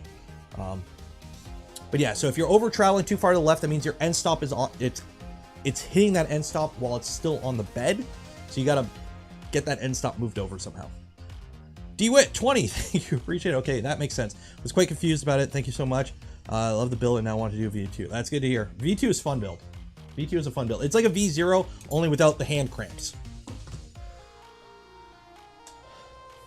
I have an inductive sensor for leveling that changes quite a bit as the bed heats up. Any tips to mitigate? So, Perry, here's the thing with inductive probes. They will drift with temperature, okay? That's why Prusa has the Pinda probe with the temperature compensation in it. So the trick is consistency, okay? This is how, like, if you see the boron guys, we always talk about it, you do a heat soak. So with an inductive probe, it will drift with temperature. So if you measure a distance at room temperature, so if you home at room temperature, and then you home after heating the bed to 110 degrees, and then you home again, it will change because the probe heated up, okay? So that your Z position will change. However, if you home it a bunch of times at room temperature, they'll be the same. If you home it a bunch of times at 110, it'll be the same, okay? So yes, it drifts with temperature, but it remains consistent at the same temperature. Its variance doesn't change, okay? So the trick is consistency. So you need to get into a routine. So what I recommend doing, and what I do on like my borons, is I do my home, okay? And then I park the print head in the middle of the bed, like 20, 40 millimeters off the bed itself. I heat it up to the temperature I want to print out, and I let it sit for like 10, 20 minutes. And then I do the bed probe. So that way it lets the probe heat up to temperature, it lets the bed heat up to temperature, and it lets the probe heat up to temperature, and then it equalizes. It gets to the hottest it's going to get. And then when you do the probe, it's not rising in temperature. Because what happens is if, oh, is it bugging out? 1 second here. What happens is if you don't do that and you just like, as soon as the bed hits temperature and you come down with your probe and you start probing, because it's now close to the bed consistently, it's starting to heat up. And as it's heating up, it's drifting. So, let me refresh overlay. So yeah, you need to get a pattern going. You need to get a routine going.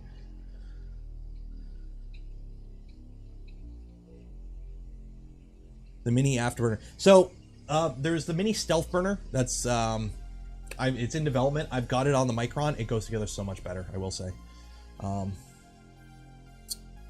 Now, another trick that we do on the Voron is we have the separate Z offset switch. So your inductive probe is only used for leveling the gantry. So as long as it doesn't drift while it's leveling the gantry during the actual gantry leveling routine, it's fine, because your Z offset is set by a completely different micro switch. So that way it can drift all it wants. As long as it doesn't drift from like the first corner to the last corner of during that one pass around the bed during the quad gantry level, you're fine, because it doesn't matter, because there's a Z offset switch that actually sets your Z0 on a Voron. So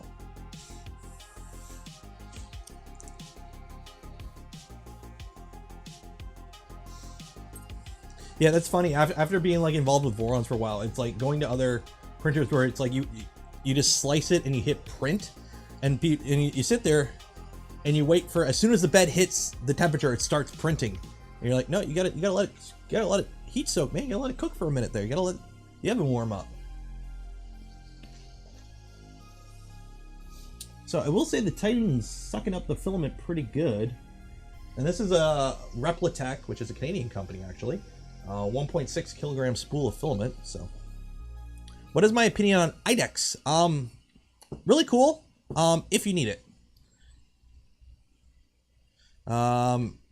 Check out Eddie the Engineer on Twitter. He's on the Voron team too. He's playing around with an IDEX Trident right now that he's designing.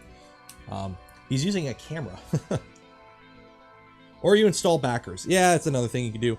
I have backers on my Trident. It's hard to see if I'm really getting any difference, I'll be honest.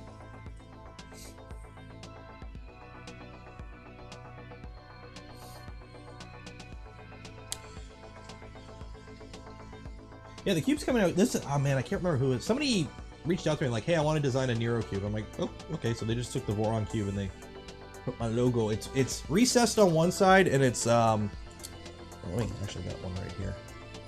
So it's got the Voron logo, which I need to swap this out because I do want to try and keep the brand separate, but it's recessed on one side, and then it's not recessed on the other.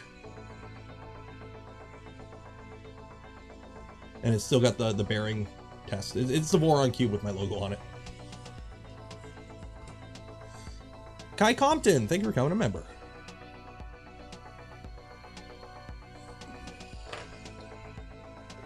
I will say the print's coming out pretty good. Corners are a bit bulged. Yeah, corners are a bit bulged, but it doesn't have input shaper, so. Embossed and debossed. There we go. Look at you with proper terms.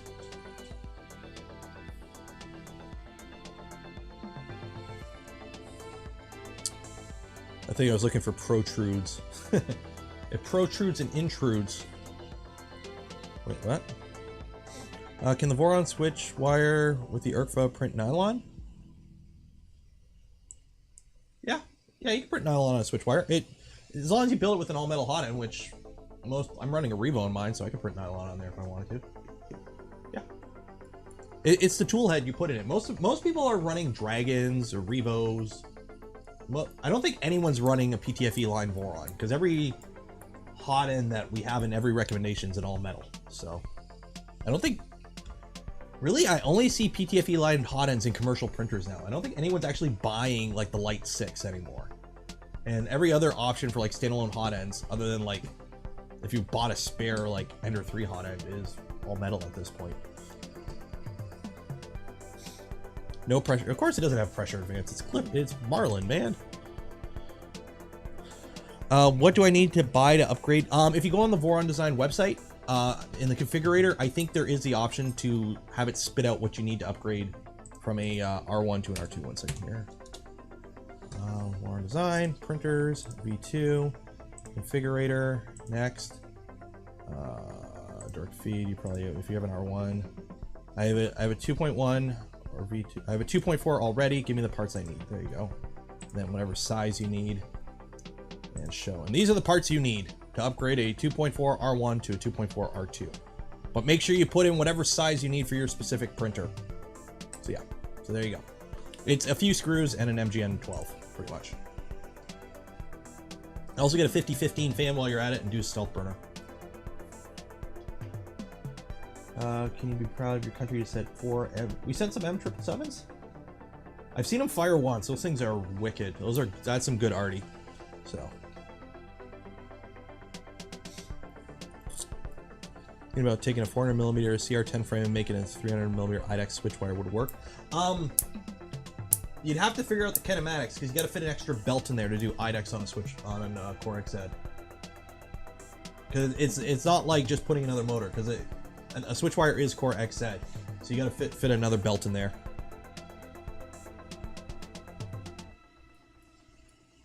Linear advance. Oh yeah, Marlin has linear advance.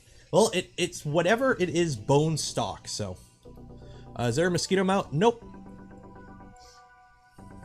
There is not. It's come up before, and nobody wants to make a mount for it. Then there's no mount for it. But Marlin's implementation of linear advance is broken. It's like Marlin can't do. I think RepRap firmware can do pressure or input shaping now, but it needs a different accelerometer, and it does it a different way. Marlin just doesn't have the power to run input shaping, I don't think.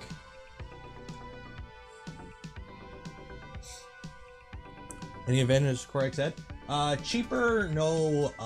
You don't have to worry about lead screw wobble. You don't have to worry about keeping lead screws in sync.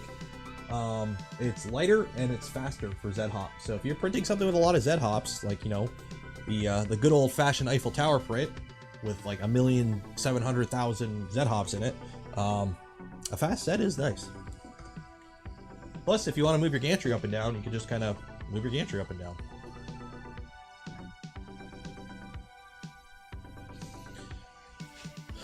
Where can you get good spring steel sheets? I'm using a lot of Fabrico right now.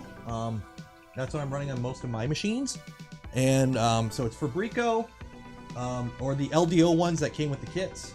The energetic PI spring sheets are okay if you can't get the other ones.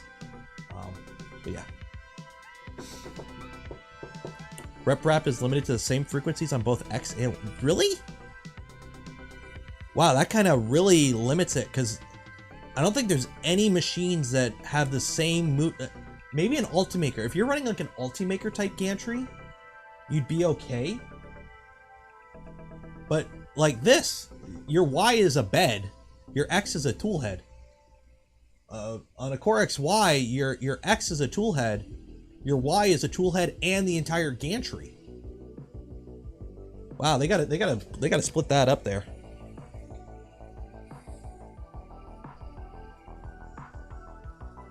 Yeah, they gotta fix that. The thing is, when you're running input shaper on Clipper, it's the Pi, a quad core Raspberry Pi takes a minute to run the calculations. How is the couple hundred megahertz single core ARM handling it? Is it, or SAM 51 or whatever it is? They got to be using a different process. The biggest PI spring steel I could find is 440 by 440. I need 880. Ooh, good luck with that. You're probably gonna have to go custom. Just go get a sheet of spring steel and a big old PI sticker. Prusa Linear Advance, working on their Marlin forks.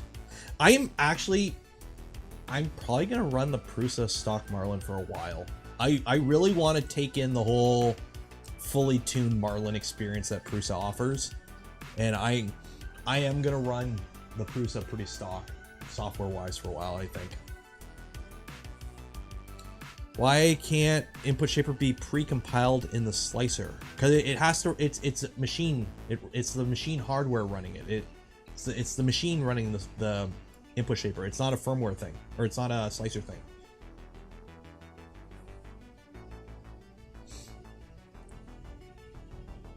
Have I ever used printed linear motion bearings? I have not.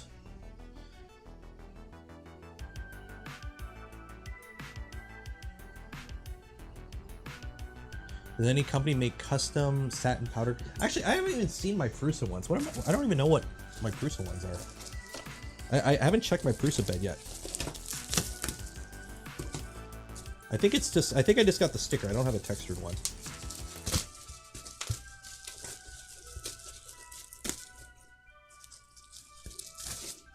Ooh, original Prusa.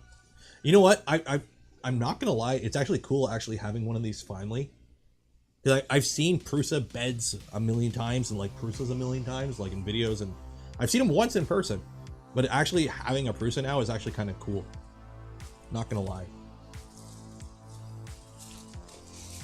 But it's not as fast as the Voron. Why do you care? Me shit.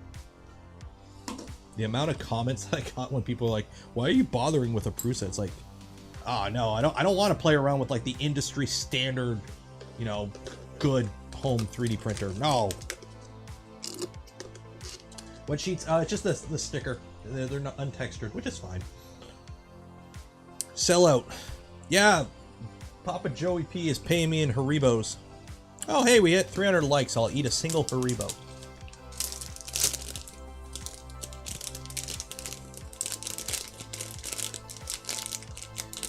Oh, and I am a noob according to the Prusa Facebook group. Oh god.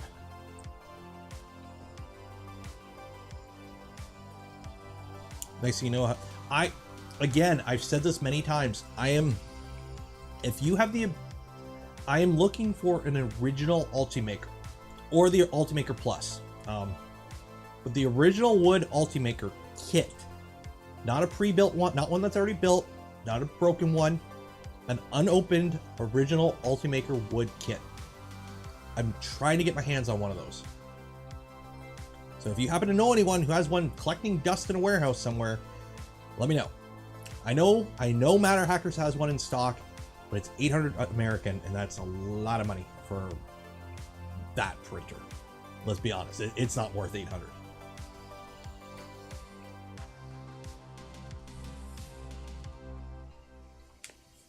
Joseph Grenner, 20, thank you, appreciate it. What is your most crushing print failure? I recently had a layer shift. I couldn't recover 96 hours. Ooh. It's been a while since I've had a print failure. Probably switch wire. When I was doing some ERCFA stuff, I had this guy, Bender.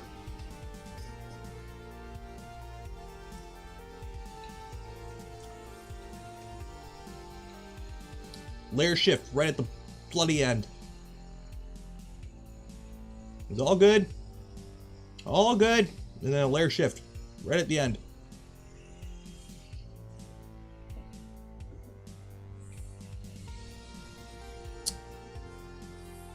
Prusa mini sheets fit the P-Mini. Yeah, it's 180, so it should fit. Haribo. Thoughts on the whole J Prusa person cult? Here's the thing. If you call somebody else a cult, I think that is the cult. Prusa makes an okay printer. They're good and well known, and they sell for a reason. So if it's a good machine, it's a good machine. Liking a good machine is not a cult. However, the people that go around calling people who like Prusa a cult, I think they're the real cult. Big brain moment.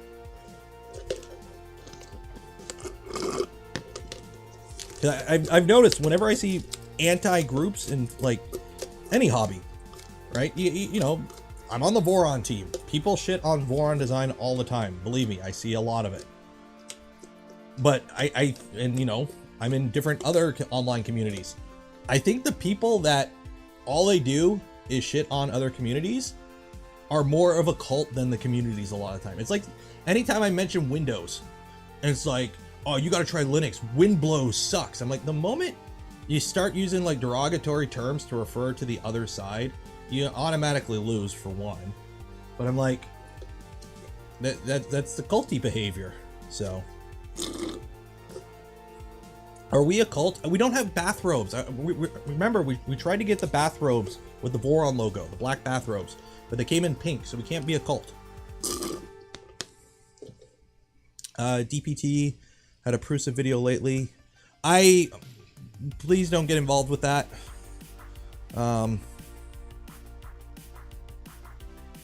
Please don't get involved with that.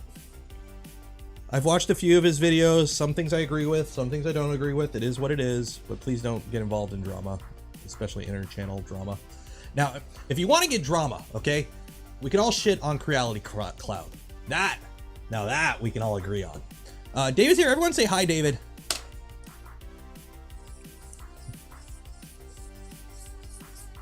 Joseph's cartoon and him being everywhere. It's because he's the brand. It's a Prusa. His name is engraved in the printer. It's the brand. Hey, guess what? Guess what? Ford is on every Ford.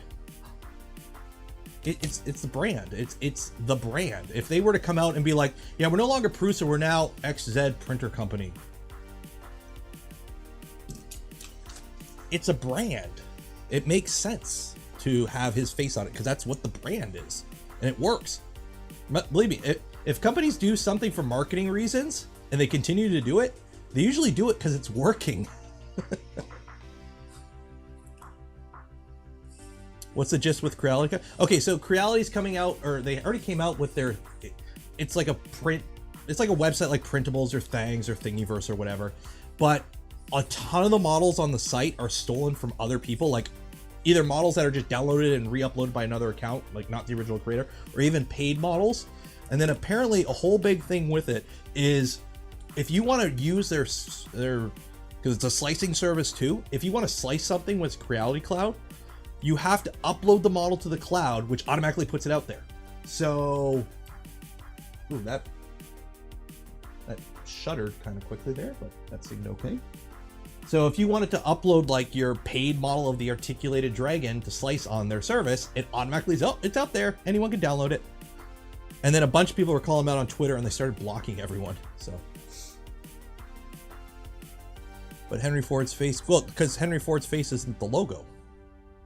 Prusa's face is. It's the logo. It's like how people complain that we have the Voron logos on too many parts. it's branding. It is what it is. I see no problem with it. I find it funny when people try to copy the Voron branding stuff, like the everyone is a maker, only I am a printer, Prusa, or whatever, that shirt. When people make knockoffs of that I find fun. Yeah, oh, and there's also on the Creality Cloud, there's an import feature. So on Printables, you can import models that you created from Thingiverse. On Creality Cloud, you can import any model. So you can like just put in a random account name and import all the models. Yeah, I'm not a huge, no, don't use Creality Cloud. Okay, well, this comes off pretty good.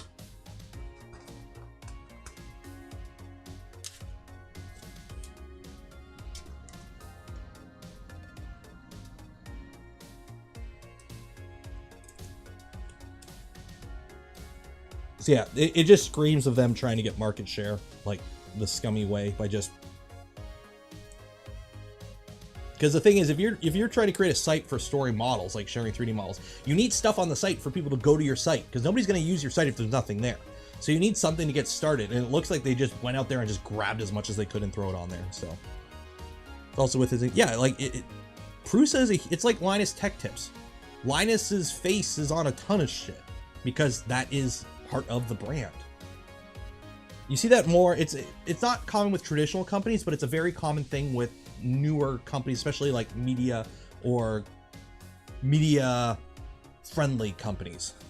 So like you can print a me if you want, but my face isn't on merch. So.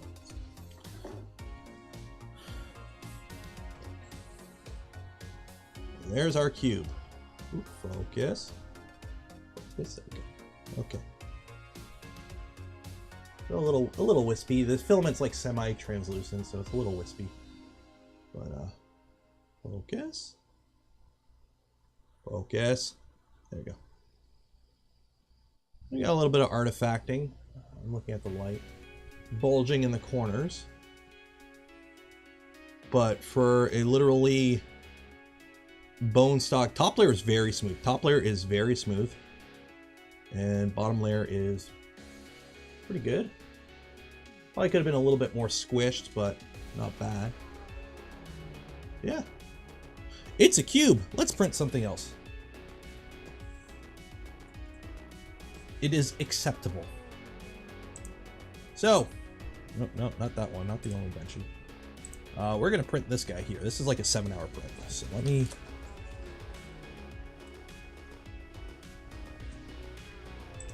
Save to disk. And we're gonna be seeing how good that fan does with this overhang.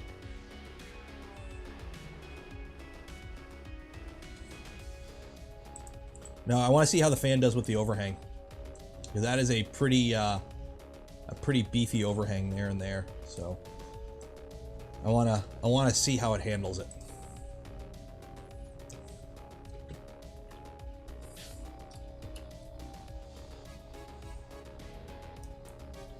Okay, so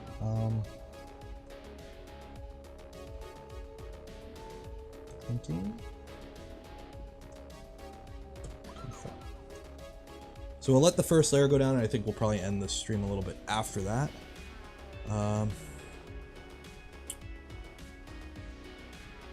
Stock cooling. Well, it's got like a 50-15 fan in there, but it's only got one duct. That's the problem. I'm sure you can. I'm sure there's aftermarket ducts. How hefty is the arm? Well, let's see. Actually, I can do this. We got time until it heats up. So if you want to be technical here, I don't have the weight of the arm, but I can tell you how much it droops. I gotta hurry up and do this before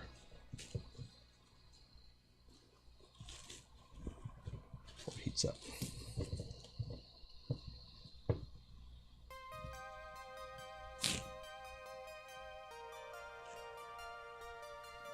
Okay, so 0.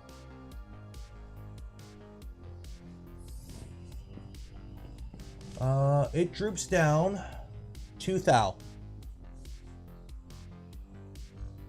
Yep. Okay. 2 thou. So 2/1000ths of an inch. 4 thou is 0.1 millimeters. So it droops down 0.05 millimeters when that moves across. That's nothing. Because you know what? You're gonna that's taken care of by just leveling your bed. Or tramming out your bed. So 2/1000ths of an inch of droop. What is that in bushels? It's 12 hectare. It's 12. Oh shoot! What is that? She'll go 20 hectares on a single tank of kerosene.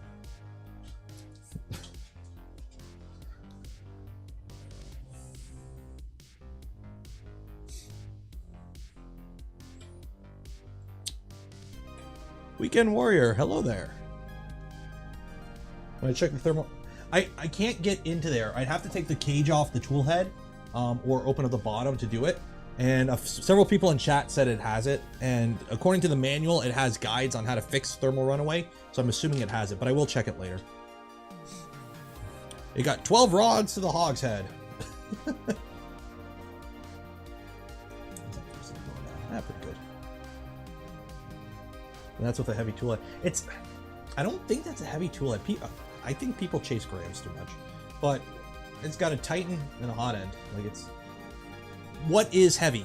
I was used to watching, you know, CNC machines with spindles this thick with 5-inch fly cutters moving around faster than a 3D printer moves. So these are tiny tool heads to me.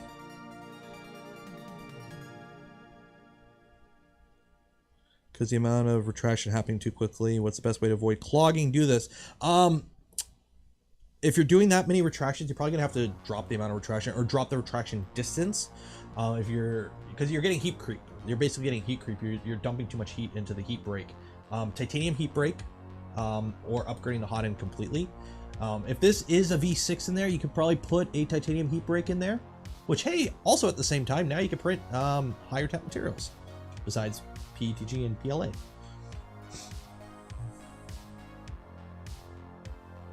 Some 3D print people are like cycling nuts, chasing every gram. I run full-size stealth burners with LGXs, and I got no problems. I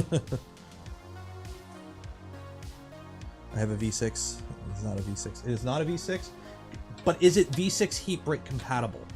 Like, can you just throw a V6 heat break in there and call it a day? But I know the block isn't a V6 block. It's like the older style block. But I'm pretty sure you could fit a V6 in there if you really wanted to. Or a Revo. Are PVC coated wires really bad for 2.4? Yeah, they're not meant for flexing too much. Yeah, I wouldn't put PVC wires in drag chains. Don't do that. Go with the Teflon or the Hero Fluoro, whatever wires, or whatever the other spec ones are. Silicone, the problem with silicone is they're okay, but the problem is a lot of the times the cheap drag chains are very rough on the finish and they abrade, they wear away the silicone. It's soft. So that's why we go with the PTFE if you can, or the other equivalents.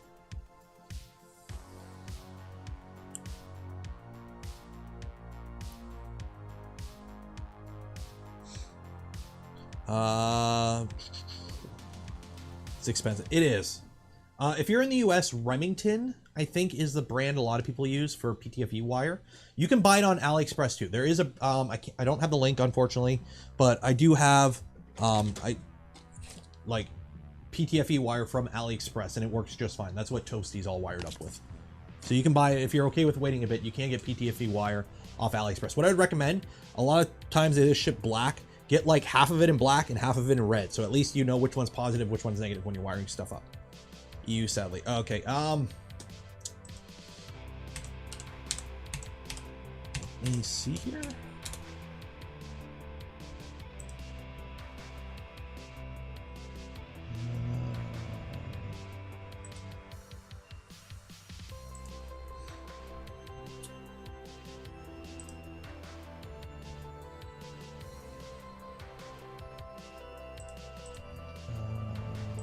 Let's see here. So Lecter has some 20 gauge, so it's a $1.25, well, per half meter. So there's some Hiloflon wire. I'm trying to that's like the only store I know offhand in Europe. But yeah. Yeah, Ali PTFE needs to be, I think that's what I got. I think I got like all 22. Yeah, you want high strand count. You don't want the low strand count stuff. Double check this stuff. I'm pretty sure this is high strand count.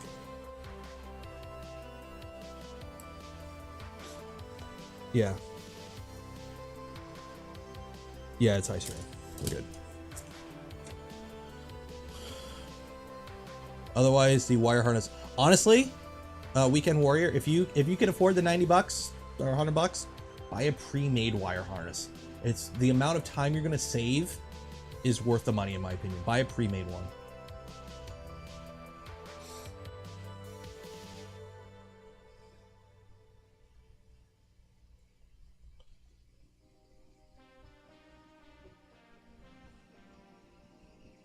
You really cannot put a V6 in a stock shroud. The block is right up against the tool head, and you can barely clear steel shroud.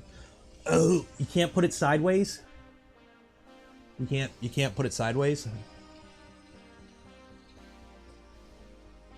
Like, let's be honest, I'm sure there's printed stuff for swapping out. It's you have a steel plate to work with for mounting stuff too. You can get pretty creative for mounting on this machine, I bet. So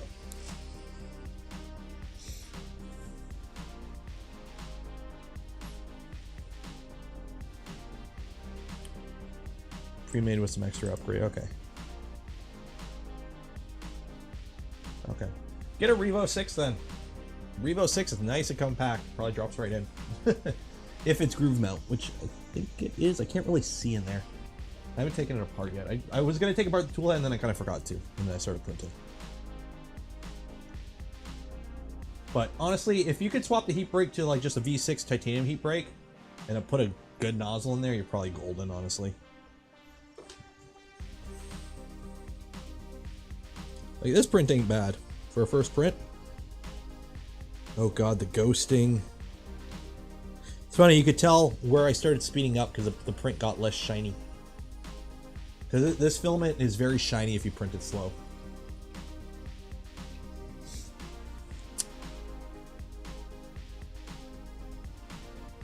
Make a mounting plate for the mini stealth. Honestly, the mini stealth burner I really like.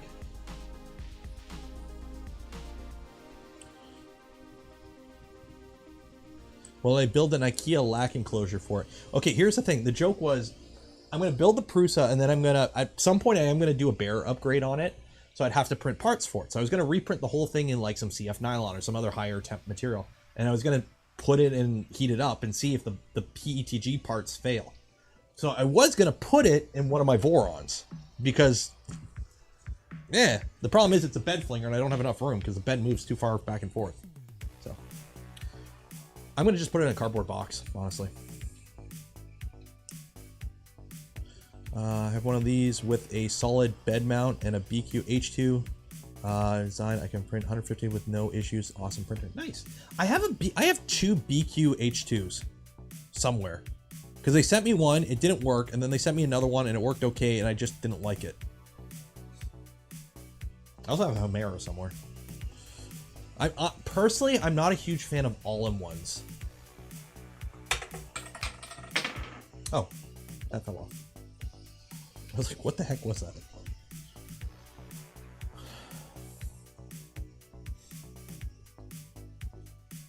The mini stealth burner is very unpredictable. Are you in the beta? Oh, I haven't got mine printing yet, obviously. I still need to finish wiring it up, but yeah.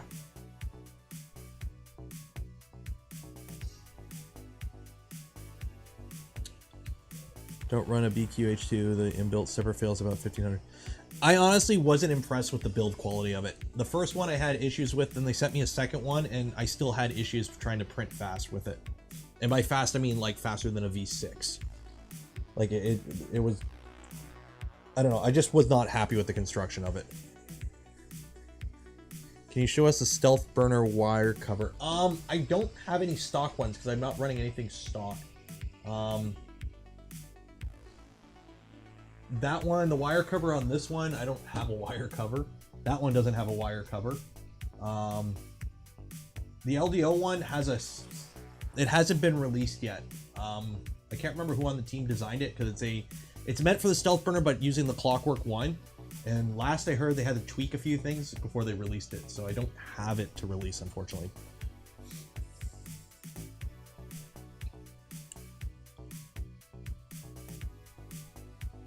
What's on the plate now? So we printed the cube, the Voron cube, or the Nero cube, but now we're printing a, no, that's not Cura. A ornate Charizard skull. And it's a Chaos Core Tech model. So I want to see how good the fan is with overhangs. So we are sending that. It's estimated 7 hours, so we'll see.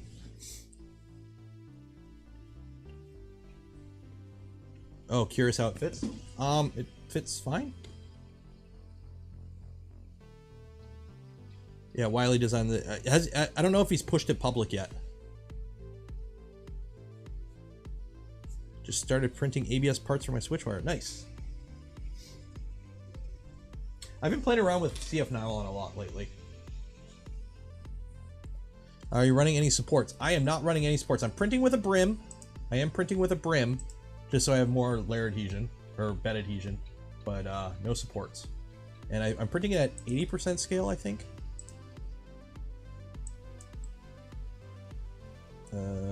Scale. 85% scale. Yeah. No giveaway. No giveaway. If there's a giveaway, it's posted. I don't do giveaways every stream. That's not what I do with my streams usually.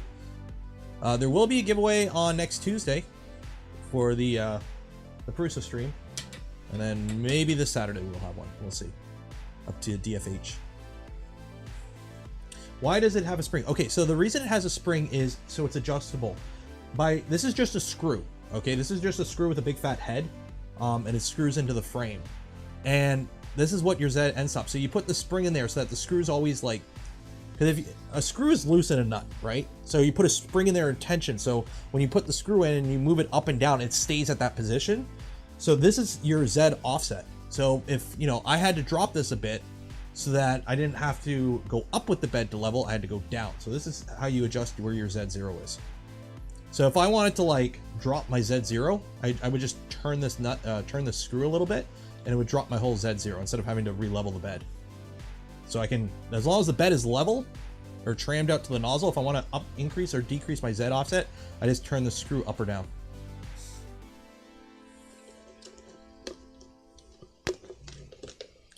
It's on the PR on the user's Git. Okay.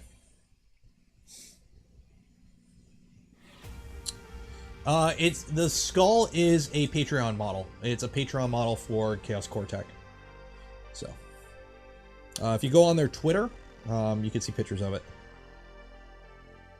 So it's a Patreon model for Chaos Core Tech.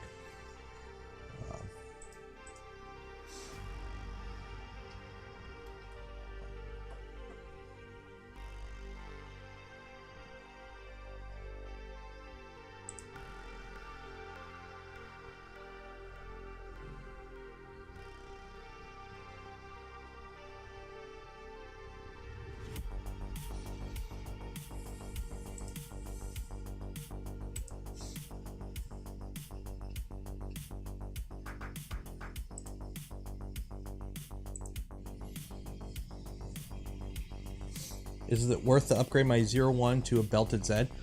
If you have no issues with the Z right now, I wouldn't bother, personally. But if you're having wobble issues, you may want to look into it. Caribou 320 to belted Z. Goodbye Z level. Mesh is too good to watch. Yeah, belted Z is nice. How long is the print? We're not going to finish it on stream. It's like a 8-hour print. I'm running this at fully stock settings, I think. Although I think I'm still running at 200%. More speed. Oh, no, 100%. So it's whatever the default settings are for this. Resin printer recommendations. I only have two. I have an Anycubic Photon 2K, and then I have a Whale 2, a Nova 3D Whale 2, and that's a bigger one. If you're looking to get into resin printer, something like the Anycubic Photon 2K is a nice option. It's locked down to slicers. If you go with the not Anycubic, who does the Mars? Elegoo. Elegoo, you're locked into Chitu. You're locked in the Chitu box. I think Anycubic you can use different options, I believe, or even on all. I don't really. I'm not huge into resin. I only have a few machines, but yeah, this model. Yeah, this model is going to be a good overhang test for the fan. That's why I'm doing it.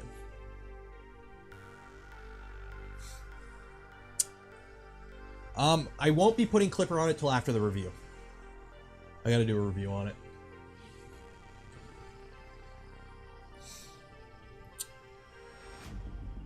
Any big issues or gotchas with running Clipper? Not really. It's not as streamlined. Because there is plugins to make it a little bit easier to work with. But the Clipper interfaces are designed specifically for Clipper. So, like, you know, if you want to modify your config, it's just right there. You can edit it right in the thing, and like it's all designed with Clipper in mind. You can use some add-ons to kind of get usability, like functionality. The prints are the same. Plus, you get to use all your, you know, Octoprint add-ons. So.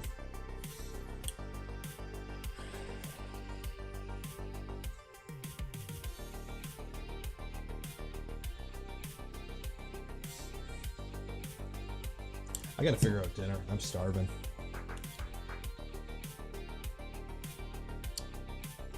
Yeah, plugins, that's why. Yeah, see, I don't use a lot of I don't think I ever really used a lot of Octoprint add-ons, so I'm fine using the standalones.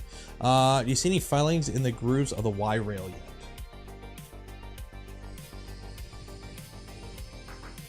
No? Like the Y rail? Why would there be filings in the grooves of the Y rail?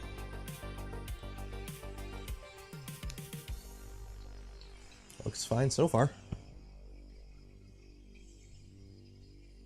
Eat a gummy. I already ate a gummy bear. Steve's here. Everyone say hi, Steve. You know, I'm probably going to be ending the stream soon because I'm absolutely starving.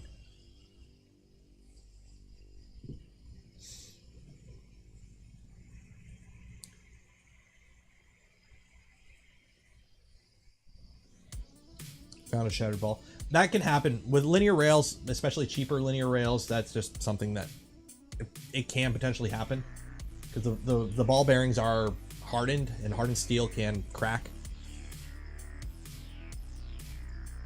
Is the Y belt is a stupid place and causes some skips if you use full 180. Yeah, I can see the Y being an issue on this, because especially with the idler being kind of a stick. We'll see.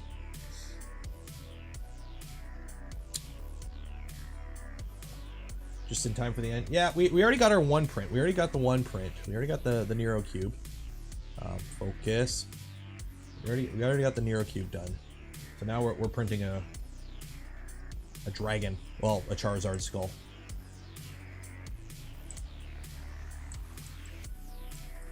So we'll see how that goes. Only 37 likes. What? 37 likes? Oh god, no. 335 likes. Don't scare me like that. Not that I don't really care too much about the numbers, because I don't know. YouTube suggestions and everything are all screwy right now. As long as you guys are here. Nice filament. It is wine red Replatech.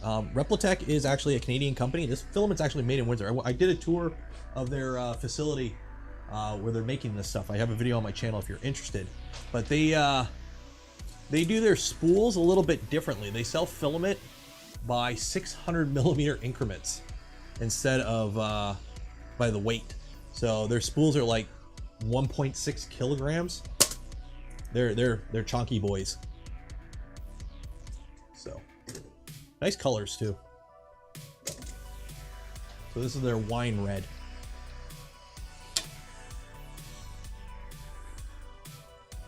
I threw the bed balance out by adding weight to it. Oh no.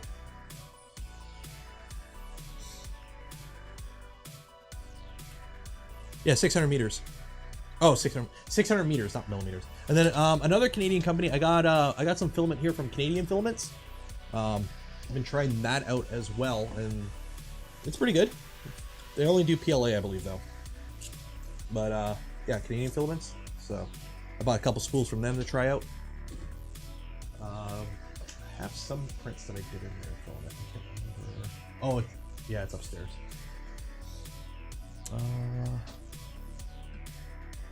Yeah. No, that's blue.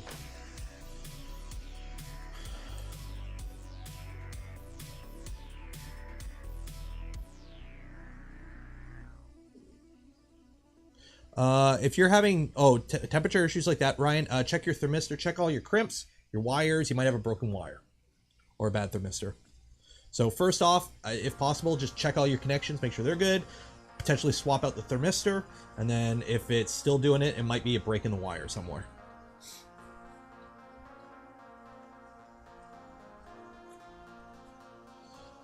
Congrats, Ian.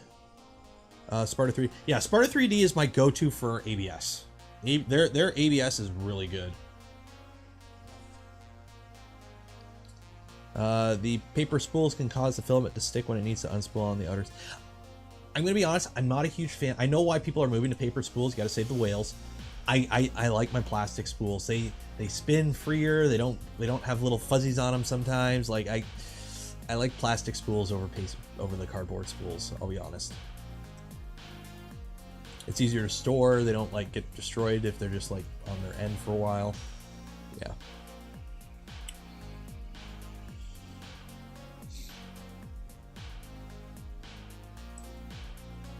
Oh, at Ryan. Oh yeah, if it's an issue with the Revo and the thermistor, I think they had a bad, like one of their very first batches might have had a few issues, so just contact them, they'll fix it real quick. The printed solid cardboard. Do I have any printed solid cardboard spools? I don't think I do. All my Jesse filament is on plastic spools. I think. Yeah. All my Jesse filament's plastic spools.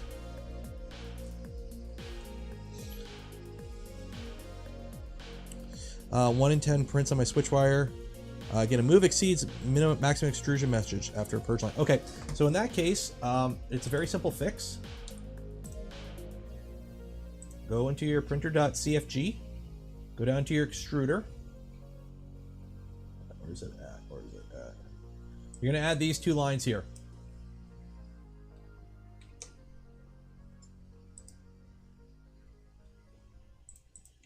You're gonna add those 2 lines. That basically tells it to F off and print whatever you try to shove through the nozzle. Because right now, Clipper has some safeties built into it so that you don't accidentally over extrude and outrun your hot end. It's based on calculations based off like your nozzle side. That's why you have a nozzle dimension in Clipper. But by putting those 2 lines in your extruder section of your config, it basically tells it YOLO send it, and it will. So you shouldn't have that issue anymore. So obviously don't try and shove like an entire spool through it in a minute, but it'll try to now.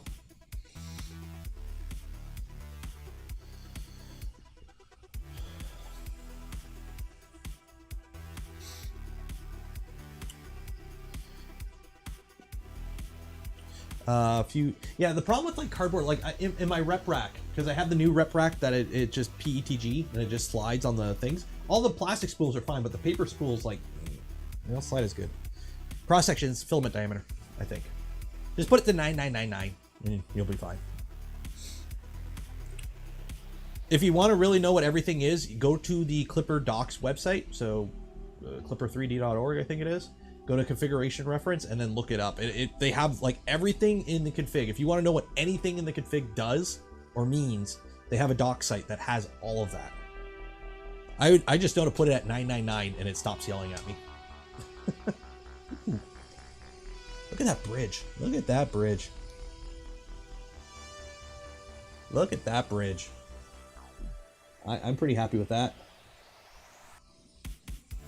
That's a bridge. Heard of the second cube? I've heard of it. That's about it. Do I think master spools will ever pick up traction as a... Yes and no. The problem is, if you open a spool, start it, and finish it, it makes a lot more sense. But if you're like me, where you'll print from a spool and then just put it on the shelf, well then every spool needs a master spool, and then you have as many spools as you have filament, and then you're back to square one, kind of. For like black ABS, if you print Voron parts all day, yeah, master spools make sense. But if you have like a whole selection of different color filaments, yeah, because usually the master spool stuff is only like the main colors too. Like they usually don't sell everything on a master spool, like individually. So.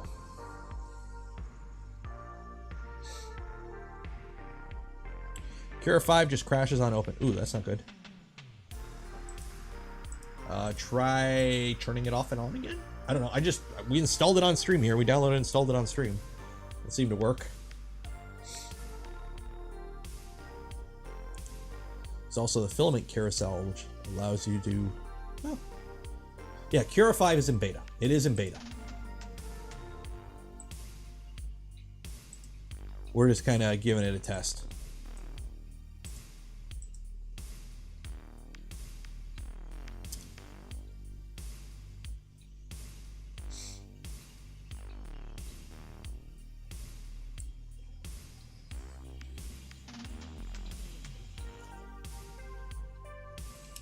No, see, if you want to get impressive, what you do is you buy, you spend $60,000 to $90,000. You buy the filament extrusion line that entry-level filament companies use. I think it's made in India. So you spend $60,000 to $90,000 for that, and then you spend another couple tens of thousands for like the cooling line and the spooling line. But you don't actually spool it. What you do is you get your 1,500-pound Gaylord of resin, and you mix it. And as the filament comes out of the extrusion line, you feed it directly into your printer.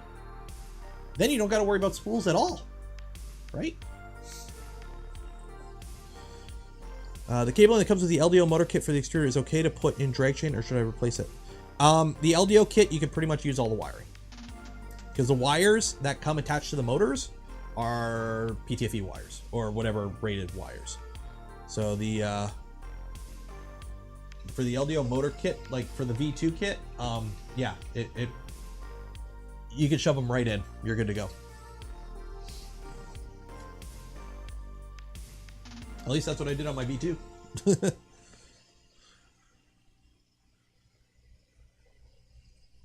I should actually try. I'm gonna talk to the Replitech guys. I gotta go visit them again. See, I'm gonna bring a printer and see if I can just put a printer at the end of their extrusion line. Because the problem is, though, the filament actually isn't fully dry when they spool it. You gotta put it in an oven after for a little bit to like fully dry it out. It's dry, but it's not fully dry.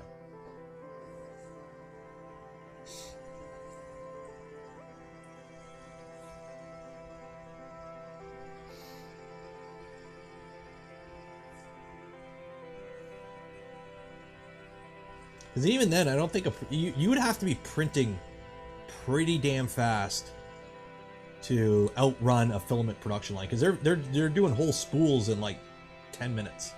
So, how's it handling the bridge? It handled it. Oop, no, it handled it just fine. Like that. That's a bridge. I think I see PewDiePie on that. I think the filament line moves way fast. Oh yeah, it was way faster. Like, as I said, they're doing like 600 millimeters or 600 meter spools in like 10 minutes, less than 10 minutes, I think. Better than yours. $2. Thank you. Appreciate it. Did you see the LDO changed XY motors on the kit? They did. Oh, did they? What did they change them to? So Vez 3D's injection molding heater. That's pretty much what he has. I had one of those in my toolbox at work. It's like it's basically an injection molding nozzle. It's a hot end drop nozzle that he has.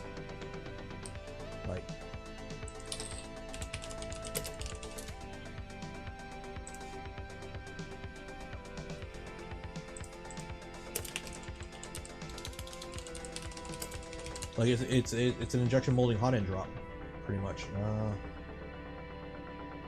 Let me see. I can find a picture of it. I gotta find a picture of it.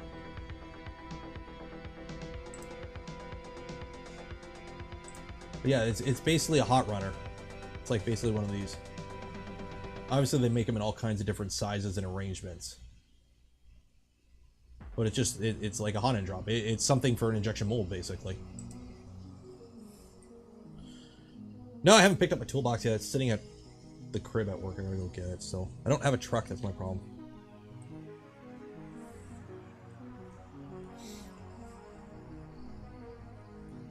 Oh, it's 1.8 instead of 0.9. Okay, that's fine. Honestly, 0.9 motors I think are overhyped. I'm not a huge fan of 0.9s usually. I like my 1.8s.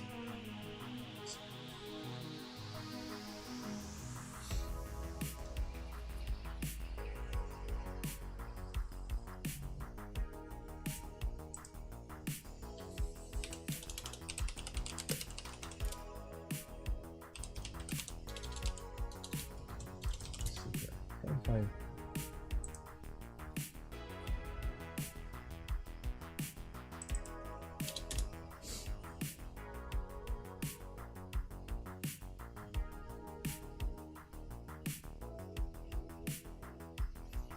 Can't seem to find any pictures of it.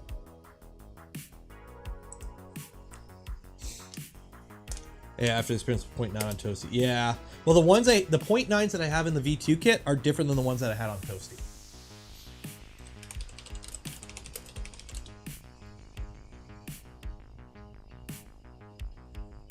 I can't seem to find it, but yeah, the LSD is pretty much just a.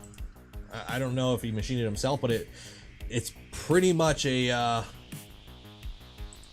hot end drop for injection molding, a small one.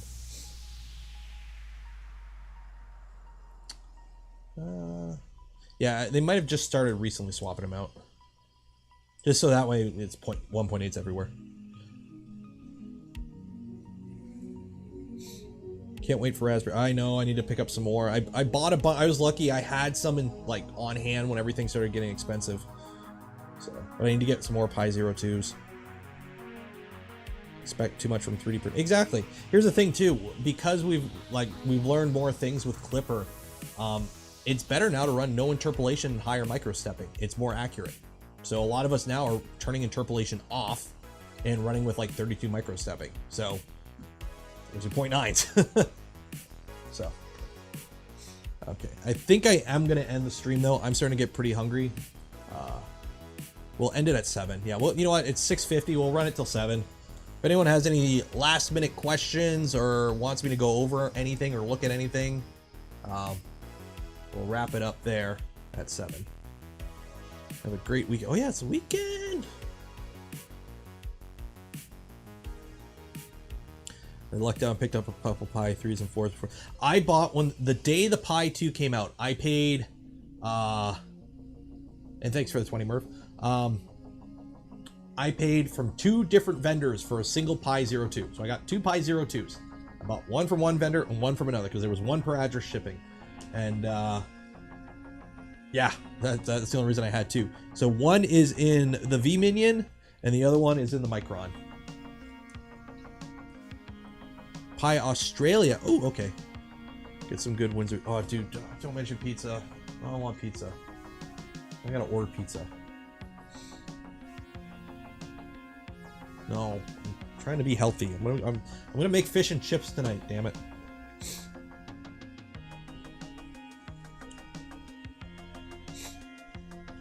I am Southern Ontario.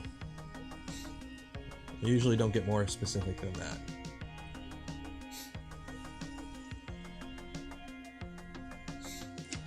If you know the general area already.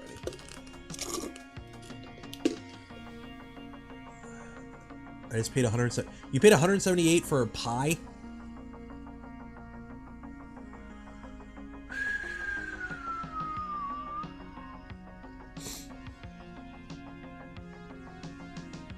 Rods versus rails. Thoughts. Rails. In the tier list of motion systems and 3D printers, that one, before we even get started, printing anything. Printing bearings, printing no. V-wheels on extrusions. Rods. Rails. Rods are okay until you go long distance. The problem with rods is you can't support them mid-span. Rails, you can. You can strap them to an extrusion, you can ride the whole length. V-wheels are an issue because they ride on aluminum extrusions, which are inherently not a precision motion system. So.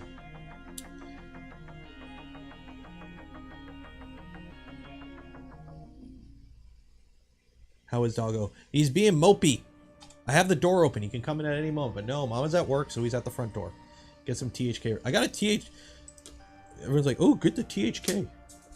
I got a THK half inch or like 16 mil ball screw right here. This was in the chip bin at work. This thing's like hundreds of dollars, and I don't know what I'm going to do with it. But it's a very fast ball screw. THK. I looked up a new nut because the nut on this is broken and it's like $300.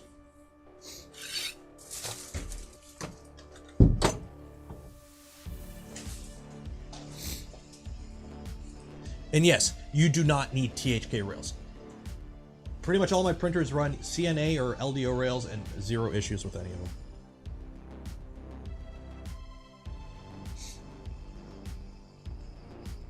them. Comparing heat tolerances. Here's the thing, if you're getting anywhere near the point where you're maxing out the heat tolerance of ABS in a home 3D printer, you shouldn't be. You should not be running a home 3D printer that hot. Let's be honest. Can I bend it on screen? Probably not. It's like 14 mil thick.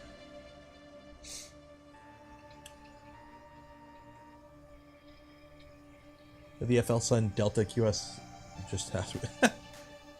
High wind knit rails are way out. It's a 3D printer.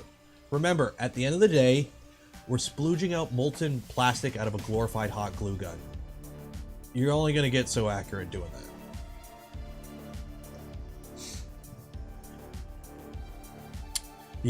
You hit diminishing returns very quickly with 3D printing. Like, in case you don't notice, like, let's go to overhead cam. Boom. Okay. This is a cube printed on a $1,000+ Voron. This is a cube printed on a $180 Kingroom KP3S. They are both cubes. Yeah, this one has a few more defects, but you know what? These are both cubes. They are both what we intended to print. You get diminishing returns very quickly with 3D printing. Does the ball screw have channels for coolant? The ball screw doesn't, but the nut has grease screws. Or nipples. Yeah, it doesn't have channels for coolant. It's not that fancy of a ball screw. It's only a several $100 THQ one.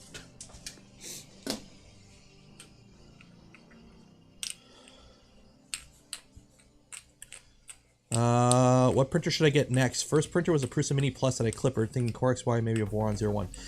If a Prusa Mini, I would go something in the 200 or 250 to 300 millimeter cubed range. Prusa Mini is kind of a small printer. Getting another small printer, if you're looking for a Voron, a Trident or a V2, and also, you know, like it depends if you want to build or purchase. The problem is I don't have a lot of commercial printers. I don't really have a lot of experience with commercial printers, so I can't really comment on a lot of them. Let's see. Oh, I said the nipple word. The sex bots are coming. Where are this? We haven't had the sex bots. The sex spam bots. Sanity hasn't had to work. Why did I even hire you? FL Sun says, I know they have. They've emailed me about it, and I'm like, well, send it. And they're like, oh, we're still working. I'm like, well, okay. 48 volts is pointless. You can maybe 48 volts on XY if you're like a speed benchy person, but otherwise, yeah, 48 volts is kind of useless on a 3D printer. The CR7. Oh god, the CR7. What a boondoggle that thing is. You can't see the thing when it's printing your first layer, so you have to pull a Joel and take an angle grinder to it. They, for some reason, thought you need NEMA 23s with standalone loud AF drivers on the XY to hit 250 millimeters a second. The fastest speed benching for the longest time was done on a V0 with NEMA 14s, but okay. And the bed, let's have a giant cantilever bed on V wheels. God, Creality, sort your shit out. Oh, you want me to check it with the vernier? The new cube. Yeah, Creality is like really shitting the bed lately. Oh, no, millimeters. Nope, not fractions. Okay, it is 30.2 by 30.1 by 30.3. Oh, no, sorry, 30.1. It's fine. If you're within 0.2 millimeters, that's a slicer setting. That's not the machine.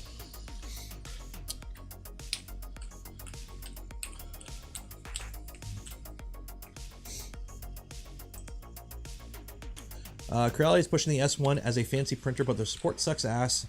So here's the thing with modability. If the machine comes with everything you need, you shouldn't need to mod it. I've said this before. I think people are modding too much. Don't get me wrong. I love modding, right? It's fun. But people are polishing turds too much. I'm of the opinion, spend a little bit more on your first printer, get a good printer that you can actually learn 3D printing on properly, learn the basics of 3D printing, and then build your own printer. If you want to tinker with something, build your own printer from scratch. Don't fix somebody else's mistakes. So don't buy a project, buy a decent printer. It's better to start the hobby on something that works. Let's be honest.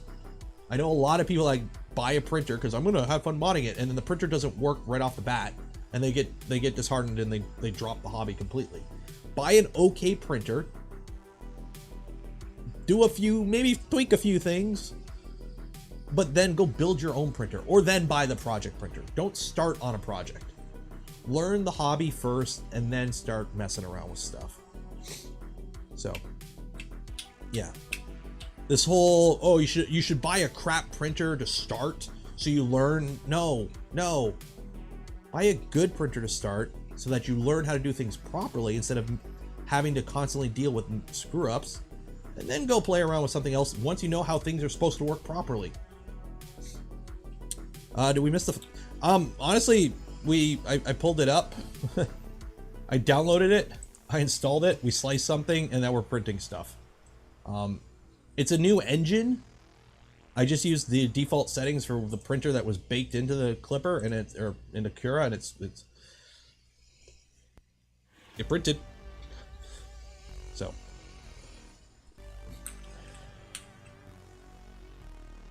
How do I like the Kingroom? There's a few things. Obviously, we opened it up. So far, the hit list on this printer, the part fan, or correction, the hotend fan is always on. Apparently, there's a firmware update that fixed that. I'm running the as it came out of the box. I haven't updated the firmware. I gotta look into that. But the bed magnet is very weak. It says it's a PLA only printer, and so far we're okay. But I could see if something starts warping, this magnet is not going to hold down the flex plate, which isn't a metal flex plate. It's like the floppy flex plates. The wires that are going directly into the controller board are tinned, which is a no-no. And then the Y belt idler is just a piece of metal sticking out, and it's already bent. And then the wires in the controller box are also pretty dang close to that Y belt. So.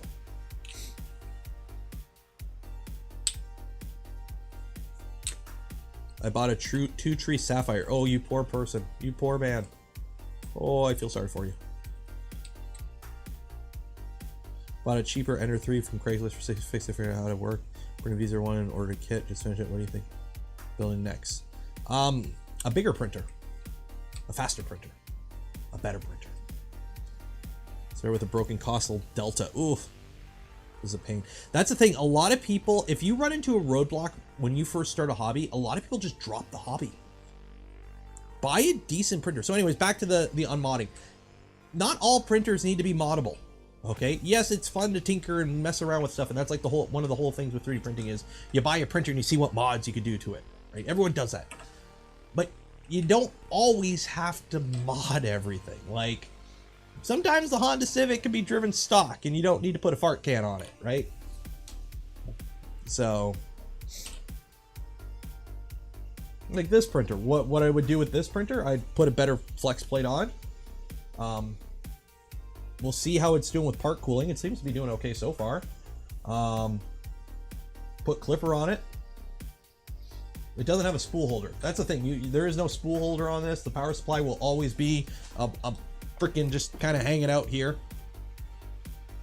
I might use this power supply for my soldering iron, actually.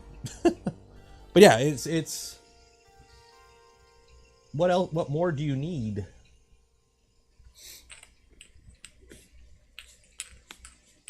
Mods can show good community support. The thing is, you shouldn't have to prop up bad QC with good community support. It should be the printer should be good. You shouldn't. It shouldn't be acceptable to sell. Hey guys, look at my pile of poop. You guys fix it, but I'll give it to you cheap. But you guys do all the work. Nah, I don't agree with that. There's a difference between a cheap printer and a cheap printer. This is a cheap printer. This is a $180 printer. It's not perfect, but it's functional. It works just fine. There are other cheap printers that don't work out of the box. So there's differences in what you should get, what you should be looking for the amount of money you're spending. So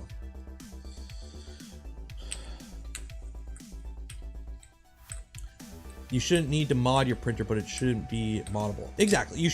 It should work out of the box, right? Like bed probes. If you don't need a bed probe, if you can manually level the bed and the bed is like good enough quality that it's not, a Tony Hawk Pro Skater level, you don't need a bed probe. It's a nice feature to have and it's worth paying a little bit more, but you shouldn't need a bed probe for your printer to print because your bed looks like a Tony Hawk Pro Skater level. Like that's what I'm kind of getting. That's what my angle on things. So my first printer with an 8x8, it doesn't look like one anymore. Yeah, because you replaced it's the printer of Ceci, the printer of the boat that replaced all the parts. Yeah. My first printer was a Monoprice Select Mini. I remounted the extruder because the extruder was, I don't even know why I did it. I remounted, I swapped out the extruder to a metal version, and I mounted it on top of the tower because it was overheating. And I printed a different fan shroud for it. And that was about it. And then I started looking into mods to make it bigger because it was 120 millimeters cubed, and that's horrible. And then I realized modding this thing into a Frankenstein to do things it wasn't originally meant to do was not smart, and I built a Voron. So